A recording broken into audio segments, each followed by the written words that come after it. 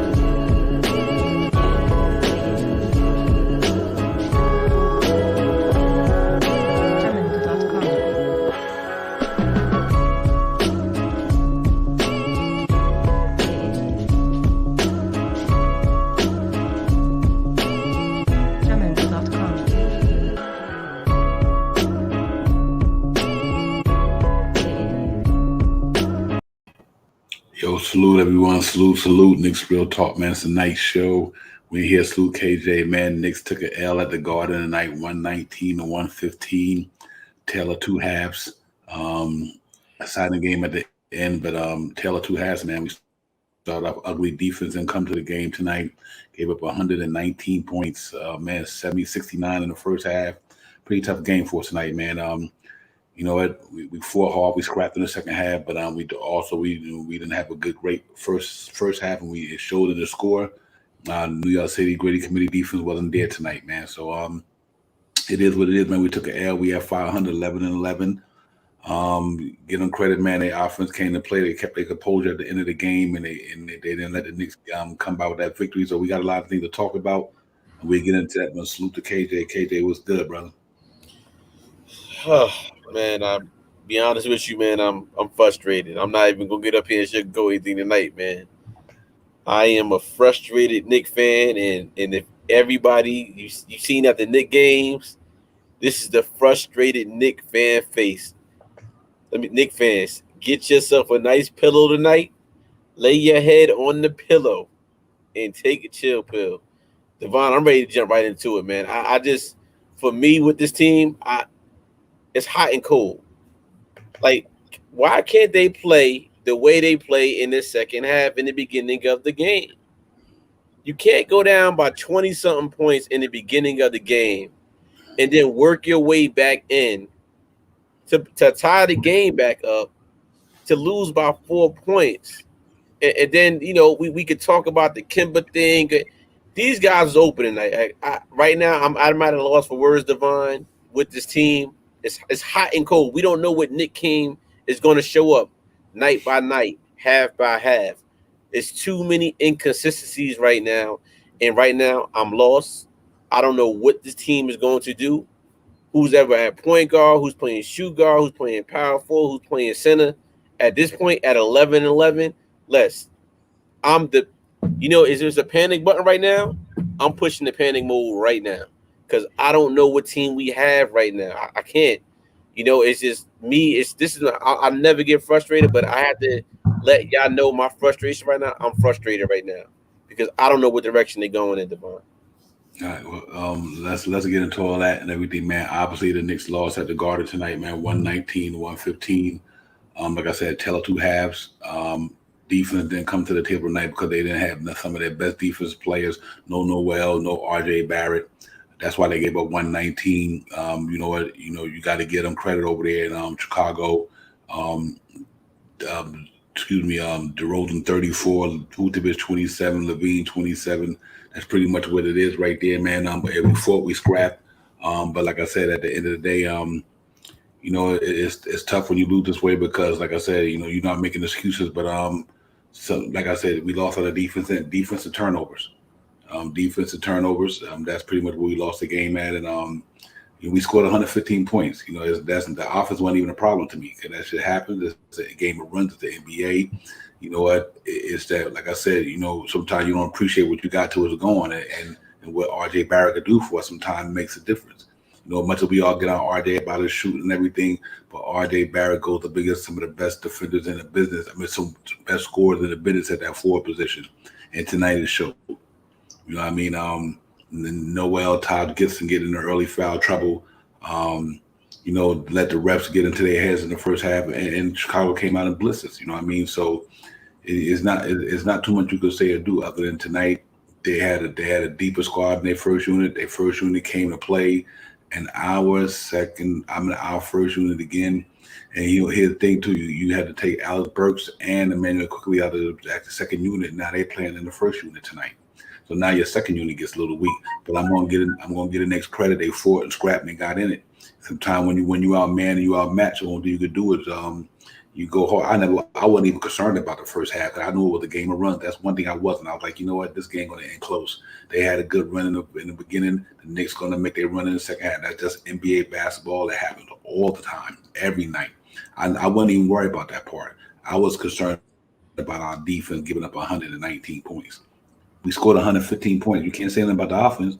They scored 100. They scored 115 points. We gave up 69 points at halftime. That's where you lose the game at. I don't care about the offense. I knew that was going to come around. That's why we lost by 4. I try to tell everybody when the New York Knicks defense go, they go. And to all you Knicks fans out there, let's get it in your head, y'all. Everybody talking about offense all the time. When the New York Knicks defense go, they go. Period. They scored 115 points tonight without RJ Barrett, one of their main players. And that's just the way the ball goes. But I'm disappointed in the effort in the first half. I think they should have came out with a little bit more fire shot power. You hit it dead on the head. 18 turnovers. 18. Yeah. And you lose by 4. It was tough because, like I said, when Taj went down, when Noel not playing, and then when you took Mitch out, no rim protection. Rim protection. So regardless of what you may think about Mitchell Robinson's offense, that rim protection is really valid. And when he had to go down when they took him out in the fourth quarter, it reared his ugly head. What you can't do, but overall, man, I'm happy with the way they came and fought back. I mean, so listen, you ain't going in and let them boys blow you out on NBA TV, and you didn't get blown. Fought, you scrapped, and it's a bad night for you, dude. So it's just a bad night. My whole backdrop just fell down. It's a bad night. The walls even talking. The whole backdrop just fell online. The walls even talk right here. Look at that. That's how the Knicks played tonight. Like that. Nice little wall in the back. My whole background messed up now, but it is all good. I'm gonna keep it going. Devon, I know but 37 points in the first quarter is unacceptable, man. Can't do it. We had 19 points in the first quarter. We fought our way back to good 115. Yeah, that's good if we won the game. But it's so hard to pinpoint what and who and how this happened. It's just the production was not there. Everybody came off flat. We were 1 from 8 from 3-point range for a while. Threes wasn't falling. The only thing that really saved us tonight was our free throws. We ended up with 22 for 27 from the free throw line. We got to the free throw line 27 times, which was good. But we kept the free, even though we were down by 18, 19, but felt like the free throws kept us in. Thank God for that part. But it's like, where do we go from here? Like we this is third game. Alex Burke starting. We know that, but it's hot and cold. Where do we go now? We got Denver coming up. Another tough team. Another team that's going to run Jovic out there on the 3-point line. Vujic was hurting us today. We cannot defend the 3. Still, we can't defend the 3. And we didn't switch. I thought we was going to switch everything. Knicks were trying to get over the screens, and they couldn't get over the screen. And that's why you kept finding people open. If we're going to stick to one defense, let's stick to one defense. We cannot keep changing our things around because the personnel is not there. We were short men tonight. We didn't have Noel. We didn't have RJ Barrett. RJ Barrett is probably our best defender. We didn't have the personnel tonight to keep switching. I don't know why they didn't switch everything over. To me, and that's a problem. So Tibbs has to really find out with coaching. The biggest thing for me, I want to see when was he going to take Obi Toppin out of the game? If you can remember, I was counting down. I was like, okay, when is he gonna take Obi out? Is he gonna take Obi out in the fourth? Because I thought Obi was doing a good job. The one play that Obi backed the man down, that's what I thought Julius could do. But Obi did that tonight. He backed him down, went right up on him, and flexed on him. That's the Obi Toppin I want to see. But I get it why he had to put Julius back in the game. But if honestly, when he went with 4 guard set, I thought you could have put Obi Toppin in there and have Julius and Obi play together. I didn't know he was gonna go with 4 guards and then have Julius as a center. So it's I don't know. Maybe that situation could have been different when he brought Rose in. It's just so many levels that went tonight, and it's like, what are we gonna do going forward? Yeah, I'm, I guess I see it all, everything like tonight in a different light. And Emmanuel quickly cannot guard Zach LaVine. Kevin Fournier cannot guard DeMar DeRozan. I mean, I don't know what to say. Other than I don't even got no issue with the game. Other than we came out that first quarter slow, and we didn't compete enough. Their energy, they was kind of just making it easy for themselves. But I wasn't even worried about that. I knew the second half would be a different game for us today. I knew. Listen, I'm not worried about this here. The Knicks will be in this game, and I could ride that to the cows come home. But my whole concern is, sometimes you got to realize when you got key players out, that makes a difference. You know what I mean? And I do think Nerlens Noel. Here's go Nerlens Noel and Todd Gibson getting thrown out the game. Now you put Mitch in a tough situation. Now Mitch got to lock the minutes that he's not ready to lock tonight. Yeah. You know what I mean? Mitch played he played his heart out. But think about if Todd wouldn't have got ejected, maybe if Noel was there, hypothetically, it could have been a different outcome totally. I think if RJ Barrett was there, it definitely would. So I'm not concerned about the night because I know we could beat these guys. That's one thing I'm not worried about. They got us tonight on the night where, we missed somebody who was a couple of players that was real important. Just like a lot of other teams, when we played them, they don't have their players, and we beat them. Just like when Knicks go up against teams and they don't have their players, we beat them. Well, tonight, Chicago Bulls went up against us without 2 of our key players, and they kind of they beat us, and only by 4 points. It could have went either way, a couple of shots here or there. I mean, the main thing to me is that we scrapped and fought and stayed in that game, got back in that game. We lost by 4, but man, we could have easily won that game on a couple of possessions that didn't go our way to take the lead. So I'm not down and out, man. This is not that type of loss to me. I just think that it goes to show you when you don't have certain players that can make a difference. And I think tonight, not having nobody who could check DeMar DeRozan or check Zach LaVine, it wasn't nothing you could do. I think RJ Barrett probably could have limited one of them cats to maybe 20 points. And we lost by 4. Let's say RJ Barrett was there and he held Zach LaVine to maybe 20 points tonight. It could have been a difference in the game. Maybe when Todd got ejected, maybe Nerlens Noel could have made a difference coming in the air when Mitch got tired. Mitch had 5 block shots. He was all over the place, but you know what? He's so tired. Vucevic was stretching him out to the 3-point line with nothing you could do. You know what I mean? And so I do think that I'm gonna chop this up to the defense. You gave us 69 points in the first half because you can run all the good plays you want. If the ball is not falling, there's nothing you can do. Con Thibodeau can draw up all the game plans. If the shot is not falling, Knicks shots did not fall in that first half. They were shooting, they wasn't hitting. You know what I mean? So it was a tale of 2 halves. You know what I mean? I think it's KJ, and I think that's just the way it went down. But salute to the chat. Salute to Be Civilized, Sarge, Nick 100, everybody, man. Tough loss at the Garden. We took one on the chin. Salute to the streets of Buzzing. We took one on the chin tonight, man. We just got to live with it and move forward to Saturday, 1 o'clock. But it's a lot of things that, let's just get into some of the segments. Obviously, it was, to me, the ugly first half of basketball, pretty much what it came down to. Couldn't score in the first quarter. You gave up 69 points. That's what happened with that. Turnovers was crazy. We had like 10, 13 turnovers in the first half. I'm like, we wound up with 18 turnovers. You don't win basketball in the NBA with 18 turnovers. You know what I mean? So to me, it was just tale of 2 halves. They came out the gate slow. They wasn't knocking them down, and them cats got theirs and knocked down our defense. Like I said, Emmanuel quickly good as he is an on-ball defender, but when you put him in the half court against a bigger dude like Zach LaVine, I mean, that's you asking that man to do too much right there, KJ. So that's what I think it was. I think those. I just think that Fournier and Emmanuel Quickly tonight. It was hard to guard DeRozan. DeRozan, you could see what he could do. Post up game, nice. You know what I mean? That the mean could score from all over the place. So I think them two key positions, the 2 and the 3, they just was tough for them tonight. Yeah, now you're right, D. For me though, I'm frustrated, man. I'm not even going to sugarcoat anything tonight, Nick Nation. I'm sugarcoated. I'm going at the element. You know your boy KJW. I'm normally the cool, mellow one, but tonight, Nick Nation, and I know somebody out there in the chat like me. I'm frustrated. I'm pushing the button.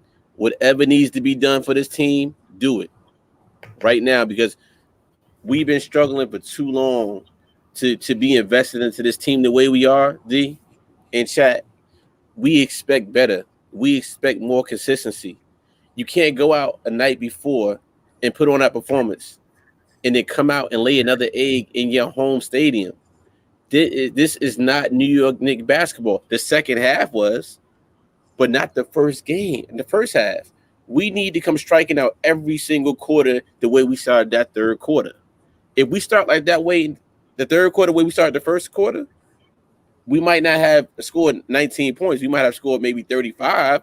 They've been close to game. They had 37 points. So that's my thing. Like, when is the consistency going to come 4 or 5 games where we're striking every single quarter? And I know we're right there, and we know that can happen.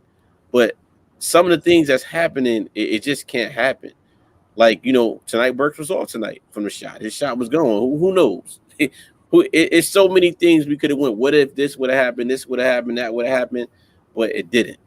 Again, we lost another heartbreak about 4. But guess what, D? We could have won tonight, but it just didn't happen. It's frustrating, man. Yeah. I don't have no problem with Burks tonight. Cause first of all, because I do think Lonzo Ball is he's not a good defender. He's a very good defender. Lonzo Ball can D up the best of them. So so I can understand that Burks had 20 something tonight because he was going up against a cat who can play some defense. I don't have no problem with that. I don't have no problem with it. The Knicks scored 115 points. I have no problem with it. I don't. We gave up 119 that go to game. I don't care if you score 140, you give up 145, you lost the game on the defensive end. DeMar DeRozan, Emmanuel Quickly and Evan Fournier had nothing for that brother.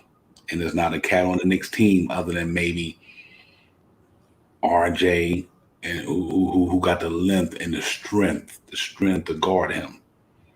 They couldn't do nothing with him. And then, and Emmanuel Quickly, like I said, good he played, but Zach LaVine is Zach LaVine.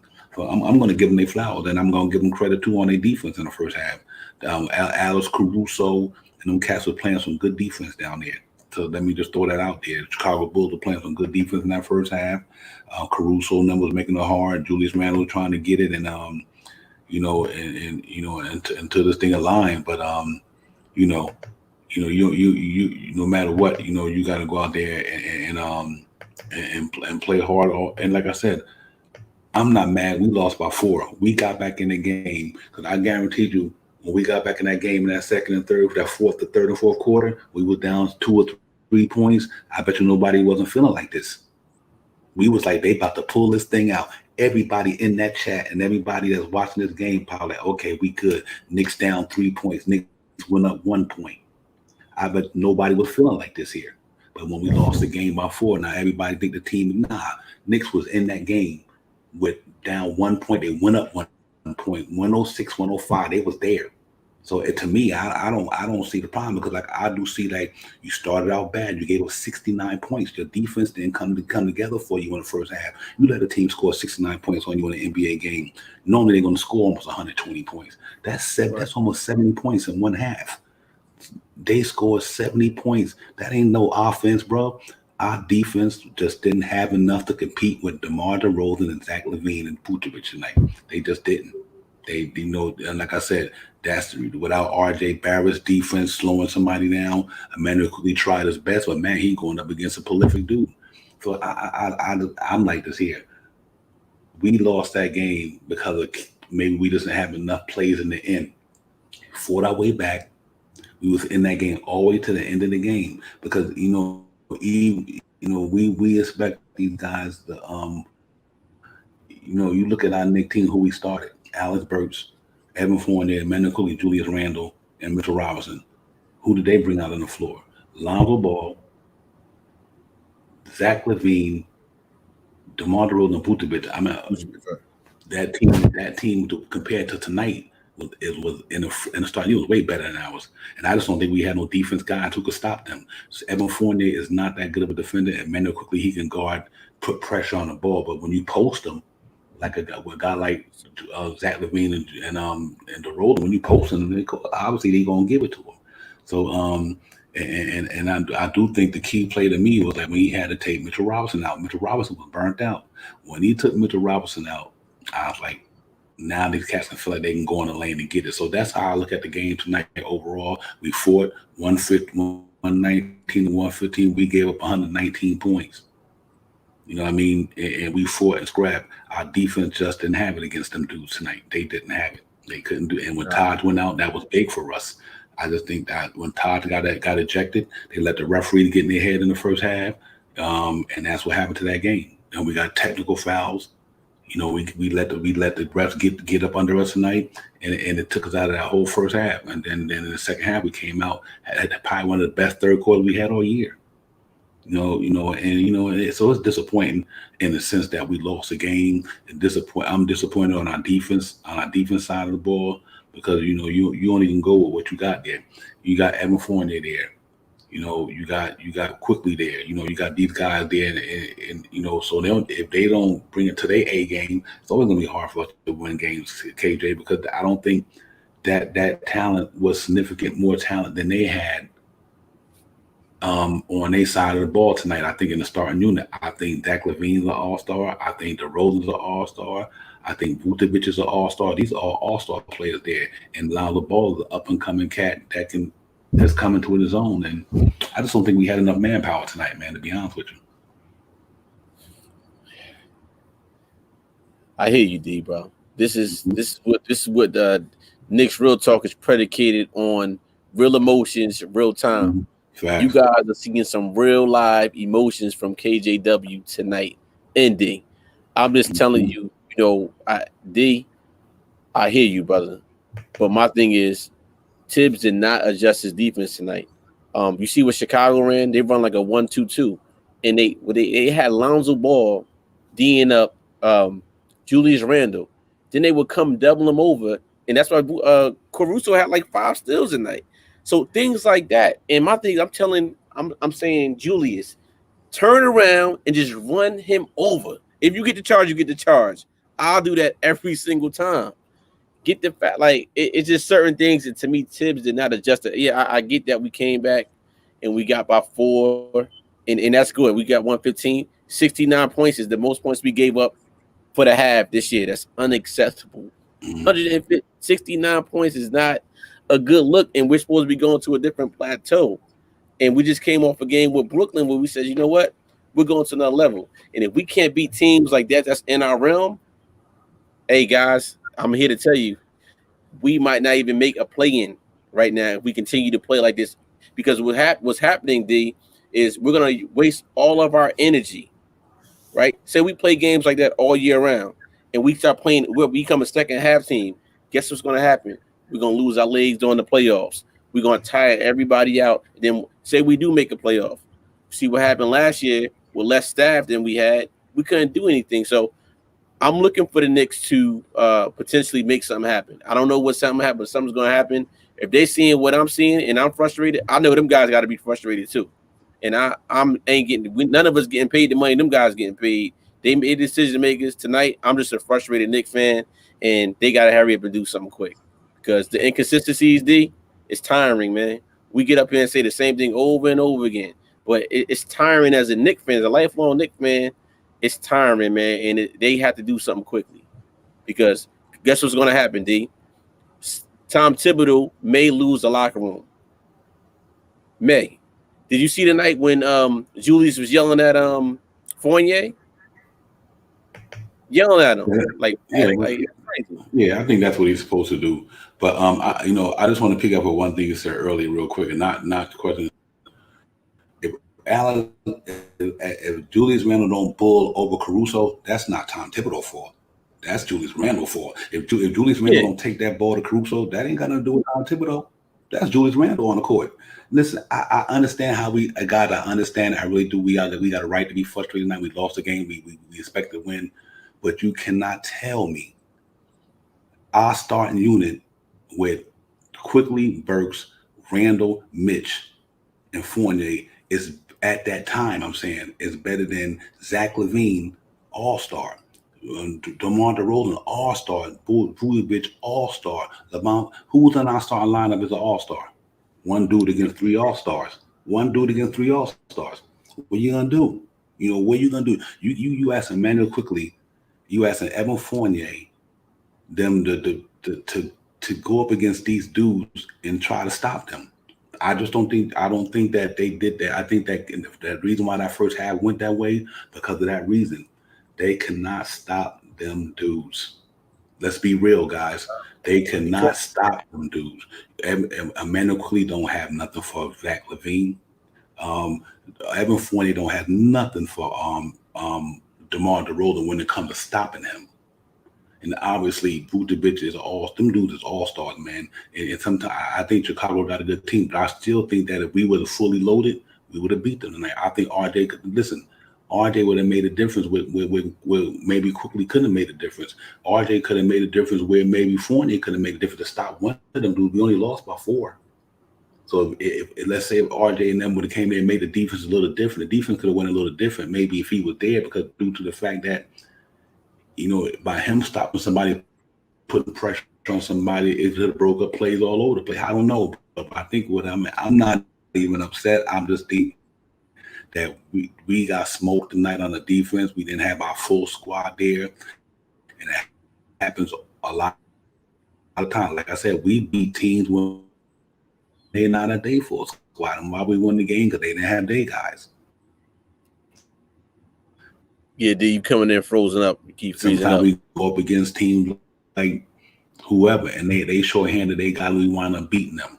Well, you know what? Tonight we were shorthanded guy, they wound up beating us. I think this was a tale of two halves, man. So and we just got to live to fight another day. I'm not even down. I just hope that RJ can get back, and these guys, and obviously Julius Randle can't take us home by ourselves offensively. Derrick Rose gave us what he gave us. He did what he could do, but we just didn't have enough for him. I mean, and like I said, Alex Burks. I'm not mad at Alex Burks. He was going up against Lonzo. Lonzo's a good defender. Chicago playing good. They playing good ball this year. They 15-8 for a reason. They playing good basketball. Their defense is playing good ball this year, and they got some prolific dudes who could put the ball in the bucket. And they don't. We just don't have that type of player right now. We don't have a Zach Levine. We don't have a DeRozan. We don't have a Vucevic on our team and our starting lineup who could do what they do. We don't. It's Julius Randle. Then and Burks when he we may be trying to get it. So I just think that we got out. We know they offense came to play tonight, and our defense didn't come to play in our first half. It was a tale of two halves because in the second half they didn't score they scored they scored 119, 120. They scored almost 70 in the first. So in the second half we didn't get our defense didn't play them bad. They didn't play them bad at all. It's just that first half they got away from us, man. That first half, 69 points. I don't care who you are. If you give us 69 points in the NBA first half and you don't have the weapons, you ain't gonna beat too many people. So we gotta hope it get better, KJ. I just think that we just gotta go back to the drawing board. And but everybody got a right to be concerned. I understand it, but I understand how y'all gotta feel tonight, man. I understand how y'all really feel, but I do also understand the reason why they lost. And I just think our team was not better than their team tonight. We did not have nothing for them 4 dudes. And I think that's where we lost the game at on the defense end. We gave up 119. Knicks give up what? 106 a game. We give up 106 a game. We gave up 119. That's 13 more points than we normally give up in the season. So I mean, and I don't think, like I said, our starting unit personnel, if they keep playing in the minus, then it's going to be like this here. So yeah, I agree with you. I understand how y'all feel. You might want to need to shake things up, do whatever, but I get it though, man. Is that we went up against a better offense tonight and our defense couldn't stop them. And we had 18 turnovers. Boom. That's the game right there. I mean, but it's tough. We're taking on the chin. It is what it is. Nah, you're right. And my thing is now we're we move on now. We got to keep moving, just like they are. Like I said, you guys know I'm just frustrated tonight, and now my thing is what's next? What's next for us, D? Like we got Denver next. Um, it's we don't know. Way to fight back. Yeah, absolutely. I see some of the chats right now. Be civilized, yes, brother. I'm right with you, man. Absolutely. Yeah, I agree with you with Randall being in that gym right now. Be civilized, but we just have to figure out. They have to. I think it's some internal problems there, D, going on right now with them as far as players. I don't think they're all on the same page, and you could tell out there by just the body languages of what's happening, and it's just something has to be fixed there, and it's something's there that wasn't there last year. Last year it seemed like they were more together, even though it was pretty much the same squad. This year is kind of, I think it's the expectations. They expect to be better than what they are, and when the results are not coming out, and then you get in these, oh, we should have won this, we should have had this. Well, guess what? It's going to be a lot of games. It's going to be when playoff season comes. Man, we look back at some of the season. Man, we could have won that game. We could have won that game. It's kind of one of them things that's happening now with them, and the frustration's coming out. You see the frustration in Julius with the fouls. You see Taj get upset. You see everything coming out right now, but hopefully it is some light at the end of the tunnel once we start winning some games. We all know winning cures all. And one thing I do got to agree with you, D, to be completely honest with you, when you said that, I was one of them Knicks fans that said, when we came back inside the game, I sat back, I said, oh, okay. But honestly, if they would have won, you would have got the same emotion from me. I would have been pretty much saying the same thing. Obviously, we want the team to win every night, regardless of how they come back. If they was down by 50, but they did it. We got the L, lost by 4. We 115 is great to come up with 19 points in the first quarter. We did come back, but we just got the loss. We're there. We just have to figure out how do we start the games quick. That is the key now. Third quarter was beautiful tonight, but every quarter we got to win every quarter. D, you there? Hey D, I think you paused right now. But hey chat, I want to ask you guys a question. Let me know what you guys think. Like what are your thoughts tonight? Yeah. We'll get there, man. Like I said, yeah, I'm here. You hear me? Okay, you back now. Go ahead. I just asked the chat, like, what are their thoughts?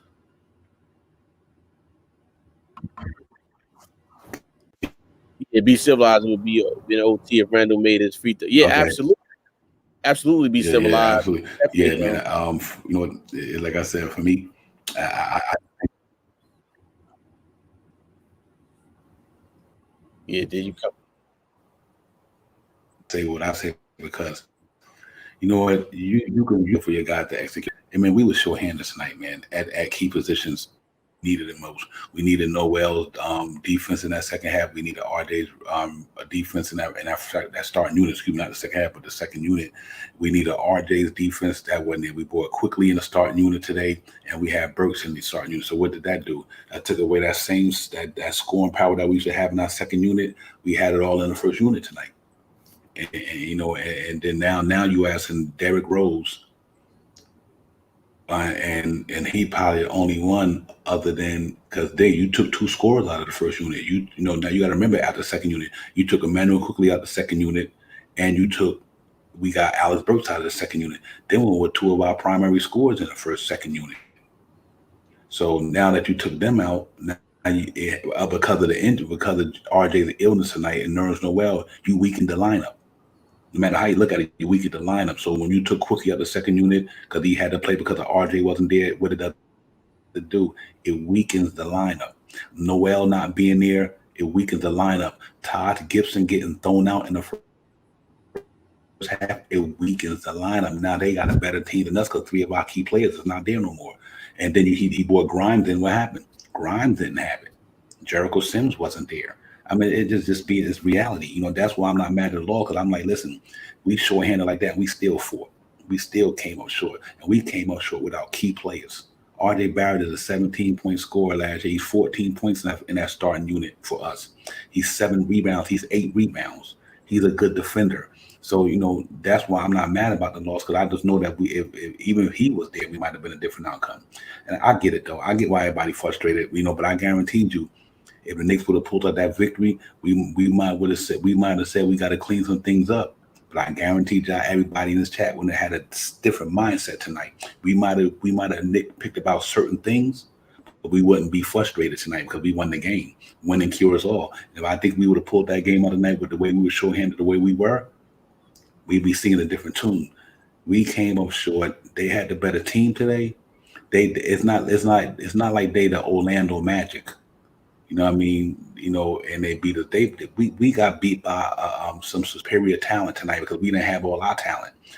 Zach Levine and Cass is all stars. I cannot say it enough.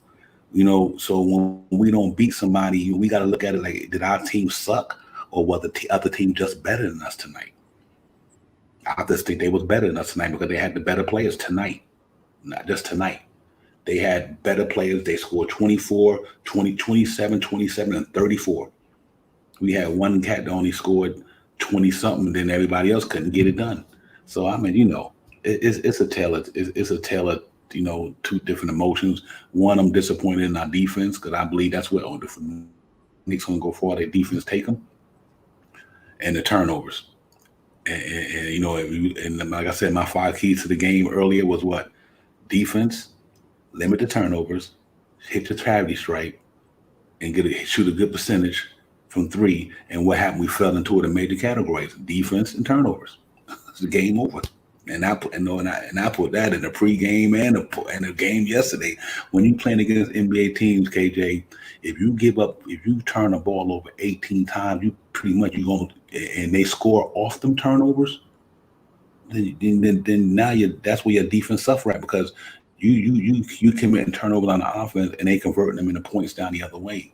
And that's why them games get out of hand like that. But you look what in the second half, the Knicks limited their turnovers and they played defense and they got back in the game. It's just a tale of two halves, and I think we gotta, and I agree with y'all, got 100%. We gotta play consistent for 48 minutes. We gotta find out who we are. I get it, but today, I'm just gonna chuck it up to the better team won. And what I mean by the better team, I don't think they're a better team overall than us on a whole. Tonight they played like the better team. We came out sluggish in that first quarter. They came out knocking them down. Like DeRozan was in the low post getting it. Vucevic was knocking down threes. And Mitchell Robinson didn't get out to them threes fast enough because he's so worried about people driving in the lane trying to. I seen some play with Mitchell Robinson. As soon as that point guard get the ball, he started driving through the hole. He'll lean back like he could protect the rim. You know what I'm saying? But then they was kicking it out to Vucevic, and he don't have enough time to react and come back out there and defend that 3 ball. And that happened to him so many times tonight. And it's not his fault, but I just think that they just didn't. It was a defense collapse night for me. Yeah, and then also, like, I thought one time he was gonna put Kemba Walker in the game. I thought he was, but we had a Knox side in. Like, Knox made a 3-pointer, and that's what I'm saying. Like, in that first quarter when we went down, I think what, just throw some of these guys out. It's not working. Like, Tibbs, you got to sub much quicker than what it is. If you're not subbing much quicker, we cannot go down by 18 points in the first quarter to work our way back in, because we're spending too much energy. And that's what happened. We came up 4 points short because all the energy that we spent of trying to get back into the game, this happened 2 times in a row to us. And we cannot fight back. It happened tonight when we went down 14-0 in the third quarter and went 16-4 to come back. It happened again tonight with less personnel. So I mean, something has to change. Like I said, I agree with you on this point. I love the way we fought back. We came back. We put 115. But and when you look at that scope, yeah, that's actually pretty good at what we did. But it's just the W. Do you know what it is? I'm with you on that. Of course, I'll be eating shrimp and lobster right now. We'd have won that game last night in the game tonight. I'd have been back here with some shrimp and lobster and some champagne on the side with a cigar. Like, you see us now, of course. But it's just the Knicks fan in all of us right now. And we're just frustrated. We're happy when everything's good. Of course, things like had to happen. But the Knicks, I think through 22 games right now, D, in the chat, we know what it is right now. This team is not the same team. So my thing is, if you know it's not the same team and we know December 15th is almost here, I'm pretty sure things are looking. I'm okay with whatever they want to do right now. Nobody's untouchable on this team because with 22 games in now and the whole East, the whole NBA got better, we're seeing some of our playoff teams that we're supposed to be ahead of. We're supposed to be ahead of Chicago. We said we wanted the Knicks should be within the top 4. But right now, we are not better than Chicago right now. They're in that top 3, top 4 team right now. So it's like, if we can't get to them, and even without RJ and Noel, we still lost to them before with those guys. We can't get by them. They one team that has our number now, even though we beat them already, but they have our number right now. So how are we going to get there? It was last year, it was Atlanta. This year now it's Chicago. But everybody's different in the playoffs. But I can't see this team, this basic team we have right now. I cannot see this team in the playoffs right now. I can't see it because it's too many inconsistencies going on. And until the organization and Tibbs figures inconsistencies out in Tibbs' rotation, because I felt like Obi should have been in the game a lot longer than what he was. I didn't think he should have pulled Obi out. He should have kept him in with Julius at the same time instead of having go. Julius was our biggest big guy in it. Obi gave us some energy, So it's a lot of things that I didn't see tonight that I think he got out coached a little bit. Okay, I got you. Yeah, I got you. Hey man, we just got to, like I said, it's when we lose, everybody, it's just the way it is, man. I keep it 100 all the time.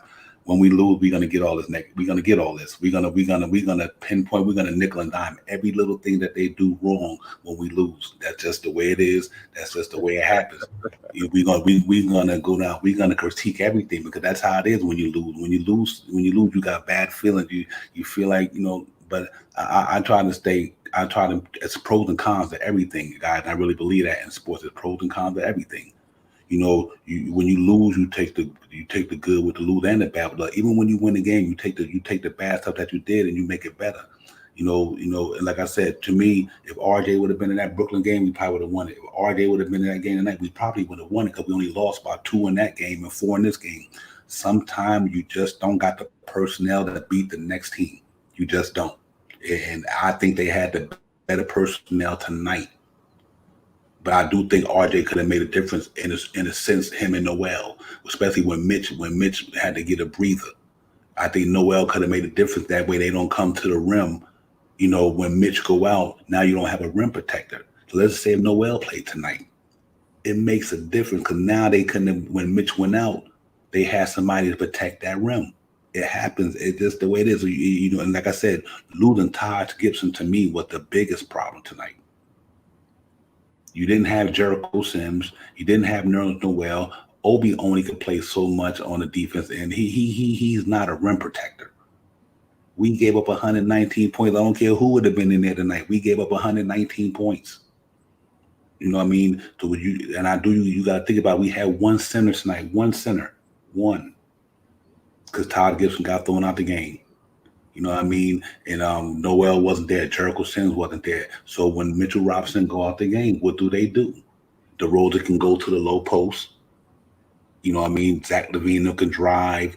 Vucevic can do what he do because, and to me, that was the whole thing. God, we do not get no way out of 119 points. I just don't think that's the way it's going to work. You know what I mean? And tonight it showed. We missed 2 of our best defensive players tonight, and we lost on the defense. We didn't lose on the offense. We only lost by 4 points. We didn't lose on the offense. And even in the end of the game, quickly missed a shot that I thought he could have maybe pulled back out of something. It was a couple of Julius Randle missed a couple of free throws. Quickly missed a kind of, I want to say that a shot that I think would have turned the momentum.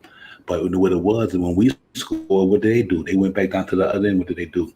They scored. Yeah, and they scored. Yeah. We didn't stop them. We couldn't stop them. And like I said, look at the Knicks. They scored. They gave up 106 points a game. They gave up 119 tonight.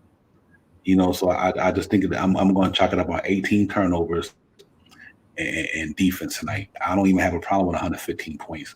We ain't scored 115 points against Brooklyn.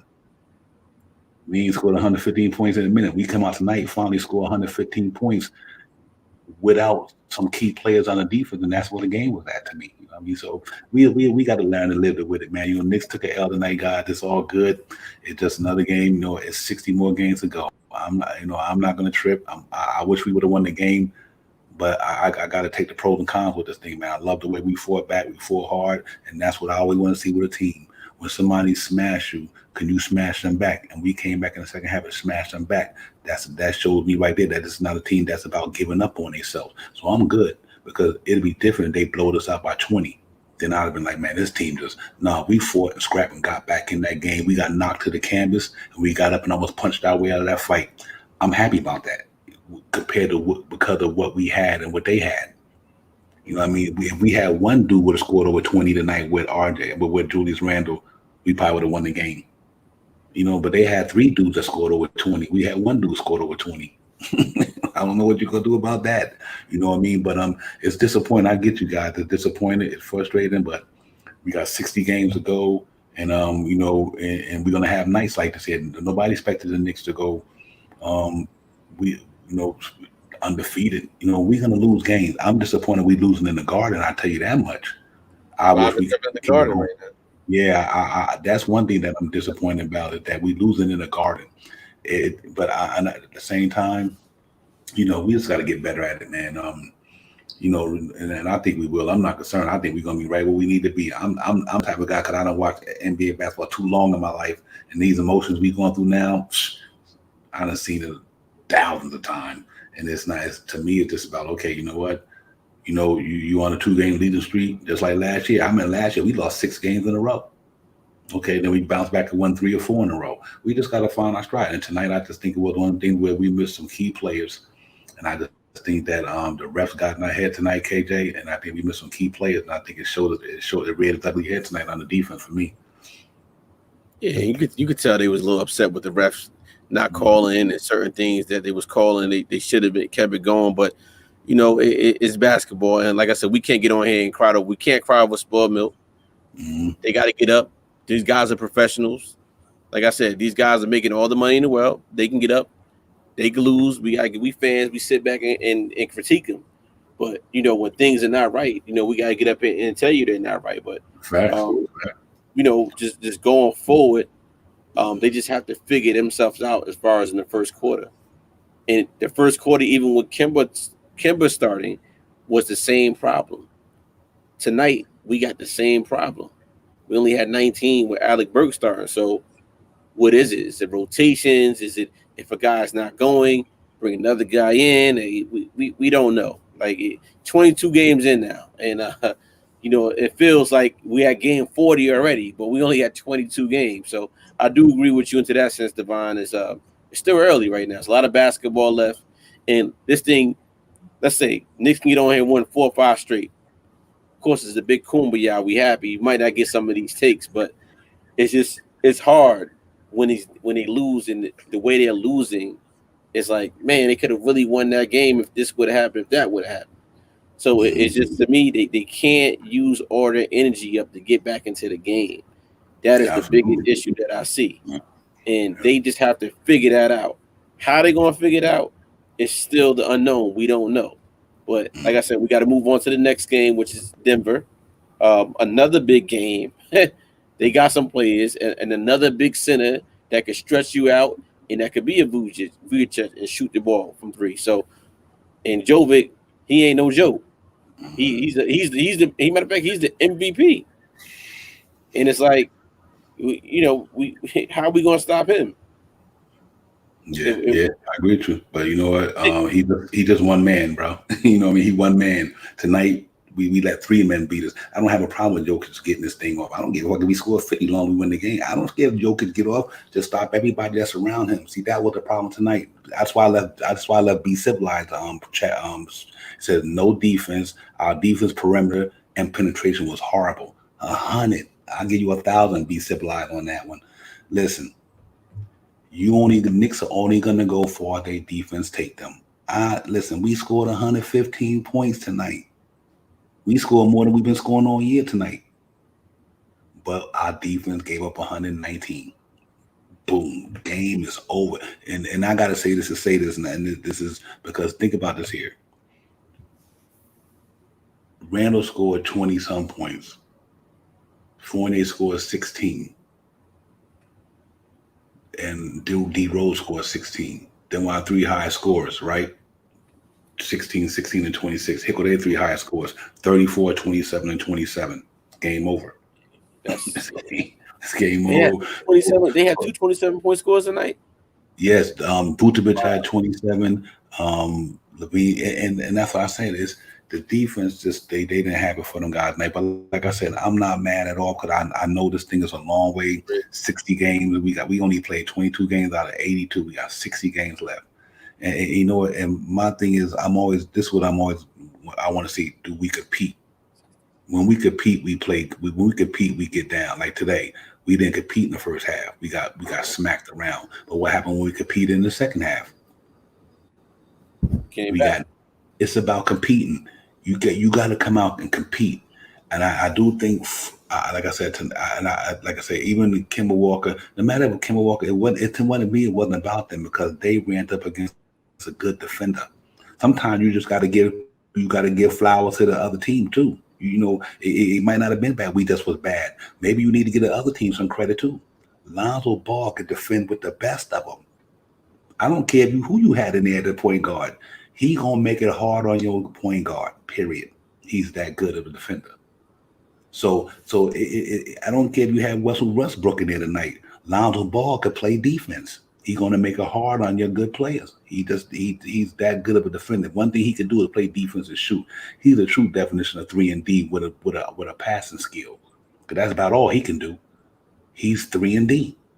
And he's good at it. He's shooting 48% for the season. He's on 8th or 9th in the NBA. He's D'ing up some of the best point guards in the league. So sometimes we got to give our flowers to the team that we just going up against. They had the better offense weapons tonight, and they beat us by 4. Their defense was trash. I mean, we scored 115. So I don't think Chicago defense was that good, but I think Lonzo Ball defense was good tonight. You know what I mean? And I think he made a difference. You know what I mean? I think, and Alex Burks scored 16, and but it was a hard 16 to get. So, I'm gonna chop it up to that Chicago did what they had to do. They won the game. They had more prolific scoring than us. And I just don't think we didn't have the offense firepower to match them the whole game. Like I said, you think about that first quarter, they Lonzo Ball made a difference for a minute, and then then we only had Julius Randle going. You know what I mean? And I think that's just the way it was. You know what I mean? Get that other team flowers, man. Vucevic, Mitchell Robinson only could do so much with that boy pulling all the way out there at the 3-point line all the time. Then with that, he'd leave the lane open. So I just think that it was, even with the Obi situation, it'll all work itself out. I agree with you, KJ. He need more minutes, and I think he played a good game tonight. But you got to ask yourself. That's why I keep telling everybody maybe we need to play him at the 3 for this very reason, because that maybe he don't got to try to get minutes behind Julius Randle. I'd rather sit Evan Fournier down to Julius Randle with Obi. Right. I don't got a problem with Mitchell Robinson, Obi, and Julius Randle. It's a bigger team. I think they'd be more defensively sounded than that. So I just think that it's one of them things. Now, even though Obi Topp's not a great defender, because he got athleticism and he got speed, he can jump. He might make it harder on somebody than Fournier will. So that part of it I get. I think they got to find a way to get Obi Toppin a little bit more minutes, even if he's not at the center or the 4 spot. I don't got no problem with him playing. I mean, listen, Laurie Market is 6'11", Dan is can play the fucking 3. And I know and then he could play the 3. Pardon my French. So I think KJ, we just got to find a way to, and hopefully, Saturday RJ will be back. Hopefully Noel can get back. Hopefully, and we have a better defensive game. But I'm definitely chalking up the defense and turnovers tonight, man. That's all I really seen that happen tonight. Marketing didn't play tonight, right? Marketing did not play tonight, right?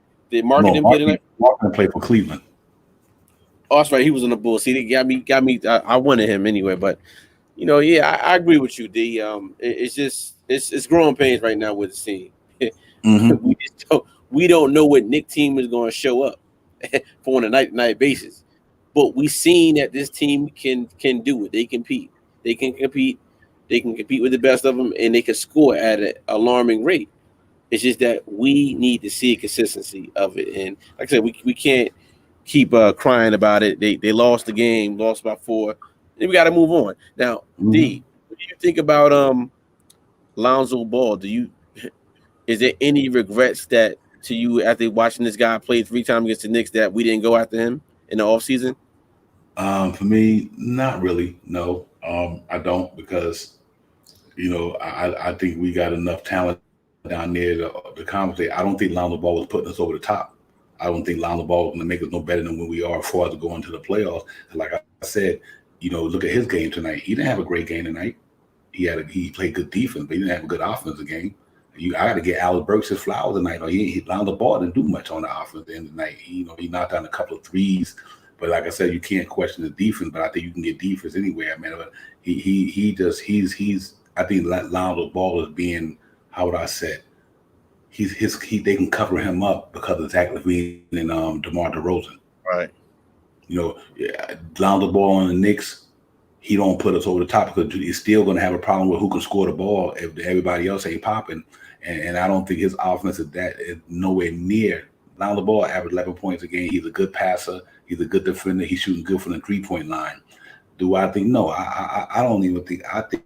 How about the Rose? I think I think Alex Burks. I'm good. I don't think the Lonzo Ball can get buckets like Alex Burks can. I think Alex Burks can play just as good of a defense as he can. I think he fits the Chicago Bulls because they got enough scoring around him. They don't have to look at Lonzo Ball. Don't have to score 15, 16, 17. They got 3 cats in that starting line who can all score 20. They did it tonight. So, see, I think that it might be fool's gold with Lonzo Ball because he's in a good situation. That he's not being relied on to score like that. Now he comes to the Knicks. He would have come to the Knicks and he not scoring a certain amount of points, and he just, we would have been all like, man, why we signed this guy? Because we need guys who can do certain things. And I don't think Lonzo would have made a difference to me. But also we were talking about. I see be civilized put it up. We were even talking about the Rosen and LaVine coming here too. Well, how about one of them guys? Them guys, you think one of them guys would have put us over the top? I think absolutely it took us further, absolutely, because you got somebody who on a consistent level. See, Levine and DeRozan gets their stuff consistently every night. We haven't had that from Fournier. We haven't had that from RJ. The consistency is what's killing us, and it's not because our team, so they just haven't found a consistent level yet. Them cats are consistent with what they do. Right now, Fournier is up and down. Right now, RJ is up and down. So yeah, they would have made a big difference because you would have had somebody with Julius on any given night can get the same number Julius can get. And that's why they are who we are, and that's why we are who we are. Until we get Fournier, if he ever get in there, or until them guys get rolling with Julius to equal his production offensively.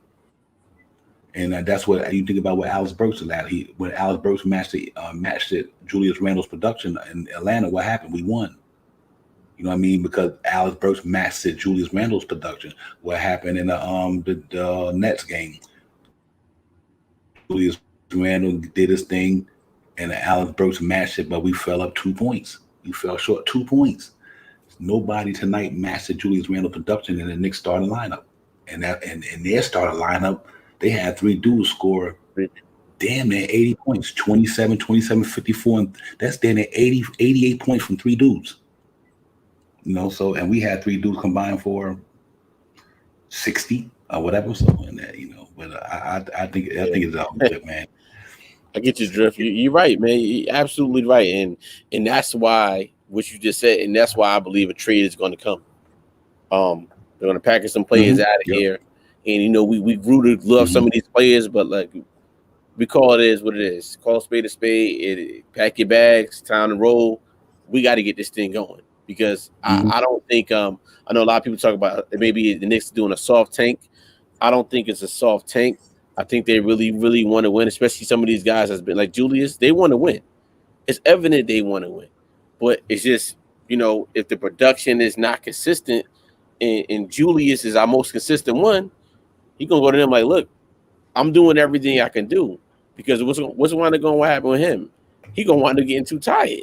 the log every single night, and then that's why we get these games where he's off too, and then we start criticizing him. So it's like he needs it. He doesn't want his years to keep ticking and ticking, and guess what? Then you go by, I could have went somewhere else. We don't want that. We want players in here that can be consistent, and that's what I think has to happen before this trade deadline. We need at least two, 3 more consistent players in here, along with Julius, to get this thing rolling. Yeah, we definitely gotta and I think that'll come. But like I said, for me, we 11-11. We not 2-2. We not 2-20. We not 5-17. We 11-11. We just right now got to get our players back and hit a groove. I'm not even in panic mode by no means. I still think the Knicks gonna be what I say they're gonna be, because just like you can lose 2 games in a row, you will catch. They'll catch. That's the NBA. Trust me. Atlanta was like 4. They was like 5 or 7 and something, and then was 6 in a row. It's gonna happen. It's the NBA. The Knicks will eventually catch on to this shit, and they go on their street. I'm not even sweating it, because I seen this. I've been watching basketball for 50 years. This ain't nothing new under the sun. It just ain't nothing new. So I just think that right now we lost a tough game, our defense, because we was lacking 2 key defensive players in that lineup tonight. R.J. Barrett, much you might get on R.J. Barrett about his offense, this and that. One thing he doing good this year, he rebounding and he playing defense. And like I said, having Mitchell Robinson there by himself tonight is tough. It's just tough when you out man. When you out man like that, it's hard. We can't say Tibbs didn't bring Grimes. Then Grimes came in, Kevin Knox came in, but they ain't got nothing for them. What Kevin Knox and Grimes gonna do against some guys like that? And it just is, as much as I love Grimes, I love the guy, but listen, they ain't what they gonna do against Zach LaVine and DeMar DeRozan to show Grimes shit he ain't never seen on a basketball court in his life. Because he's young. Yeah, and even quickly tonight. Quickly sparkles with the offense, but you could say even hit you showed up tonight. Because he couldn't do nothing with DeRozan and Zach LaVine. You know what I mean? The Zach LaVine and DeMar DeRozan go up against defenders in this league way better than Emmanuel Quickly on a lot of nights. They go up against defenders way better than the Knicks were tonight. I seen DeRozan give it to some of LeBron and all these cats, and so we got to put this all in perspective. Quickly, the young dude, 2nd year in the league. You asking him to go up there and shut down prolific scores like them do. That's not going to happen. I don't care how much we love Emmanuel Quickly. Some nights he just ain't got no match for whoever he going up against. The Knicks did not have a match for who they were going up against tonight defensively. And Evan Fournier, nice as he is, he ain't got nothing on the defense end for for DeMar DeRozan. That's why he had 34. So we gotta hope that by committee we get these guys back and they gel and get back at it. I'm not disappointed at all, because I want the outcome to be different. I'm disappointed in the way we came out, and I'm disappointed in the 18 turnovers. From a Knick perspective, from a fan perspective, and being realistic about it, the better team won tonight. If you want to say that Tibbs got out coach, okay, you can say that too. You want to say I ain't got no problem with none of that. But I know when you ain't got your best players, 9 out of 10, you don't win a basketball game in the NBA. And with the Lakers without LeBron James, they losing. Or this person without certain players, they losing. I mean, it just be some players like RJ might not be a superstar, but he's a key component to what we do in New York. So not having a key component, like I said, we didn't have him against Brooklyn. What happened? We lost. Yeah. Because we didn't have nobody who could at least try to slow down James Harden. At least RJ got a big enough body that he could slow James Harden down. Tonight, RJ Barrett got a big enough body and he's skilled enough to at least slow them cats down. They wasn't slowing down tonight, bro. They was running amok on it. So it was kind of but like I said, KJ, it is, man. We gotta like you said, we gotta be real about everything. I agree with everything you saying, man. It's gonna be wholesale changes probably. We're gonna be making moves, but I just think that we got to chalk it up tonight that we just lost to a better team tonight, because at the end they had more offense weapons to combat ours. See, at the end they had 3 guys who can get it.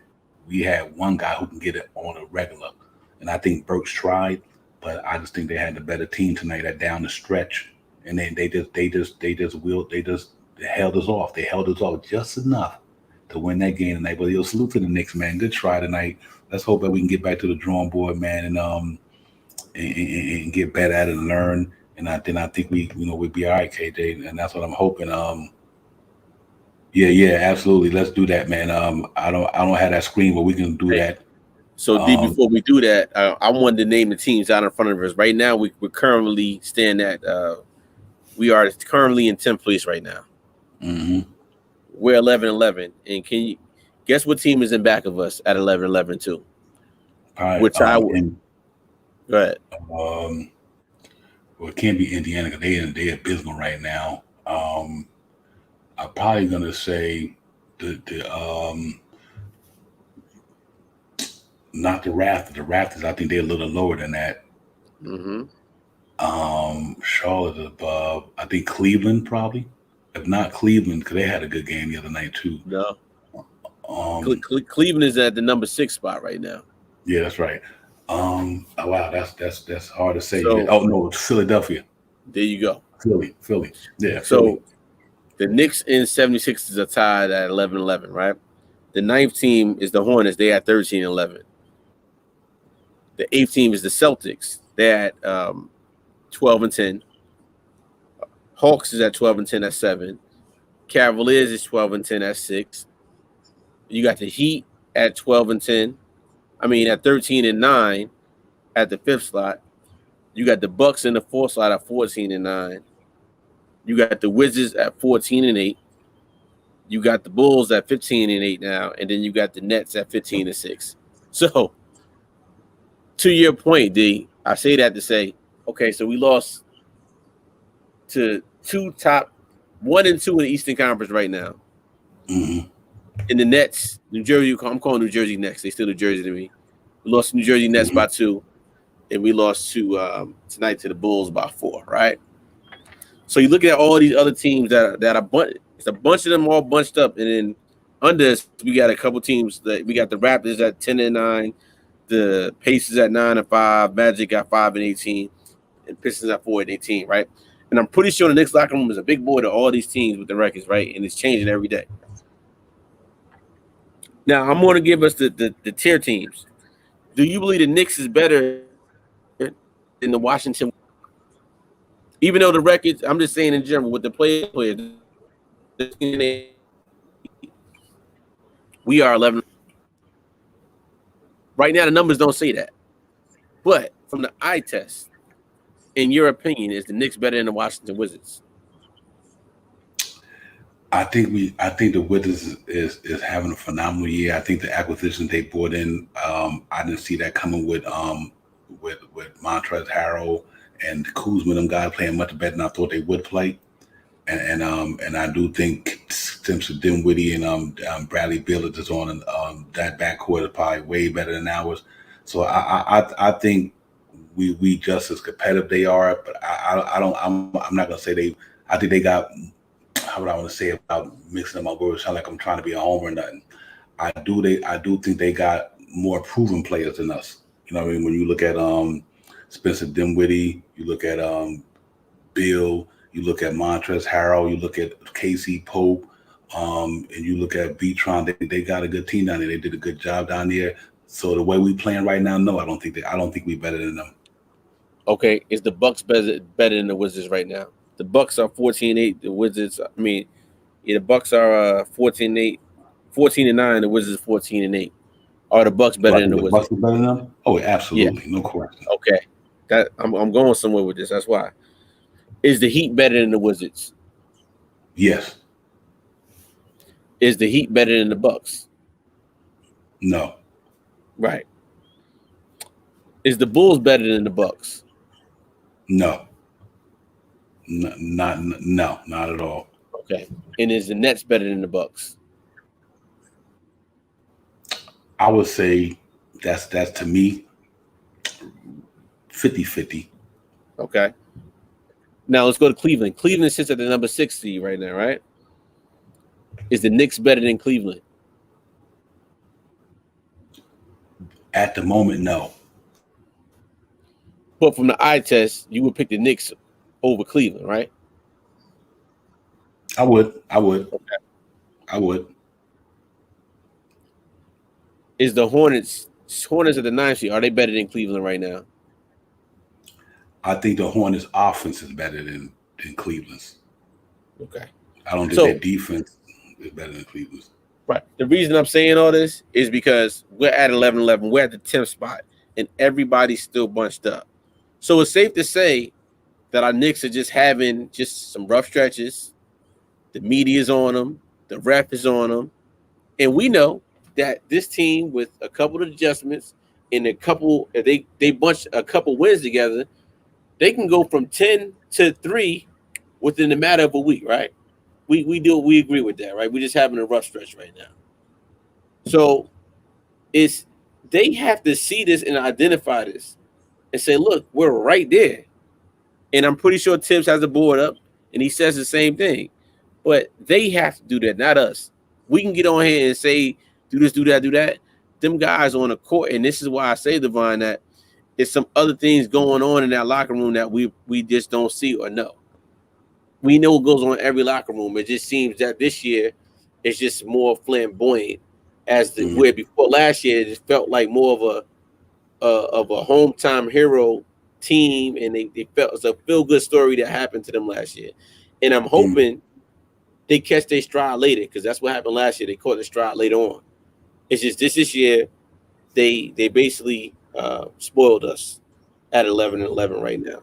They spoiled us, so we're gonna definitely get on them when we don't. And it's not the same team that we expected them to be right now. So yeah. You know what? I get it. You know, like for me, last year, this team, you know what? This time last year, we was worse than this, and I say that to say that this year is here. right. See, when you got a lot of teams like you look at the Washingtons, you look at the Clevelands. See, it's easy to catch people off guard at the beginning of the season because you haven't played them. Those played them. A lot of teams that you playing, you only played them once. See, we played the Bulls 3 times. Yeah. We beat them. Beat us twice. So we know how each other play. You know, we know we gonna always go. So you think about like when we lost a shot. If let's say if Alec Burks started that game from a defense standpoint and Kemba Walker, we could have walked out of there with a win. You know, look at the games like the other day against Brooklyn. We was like everybody in this chat, everybody on these things was not, and they were feeling good. Everybody was feeling good, you know. And it would have been if we would have beat Brooklyn that day by 1 point. You know what we would have been saying? Yo, Knicks going 50-4. Or no, the Knicks beat Brooklyn. We about to be the number one team. We would have been all been saying that. We'd have been like, yo, the Knicks about to get a pop. We beat Brooklyn by 5. We the best team in the East.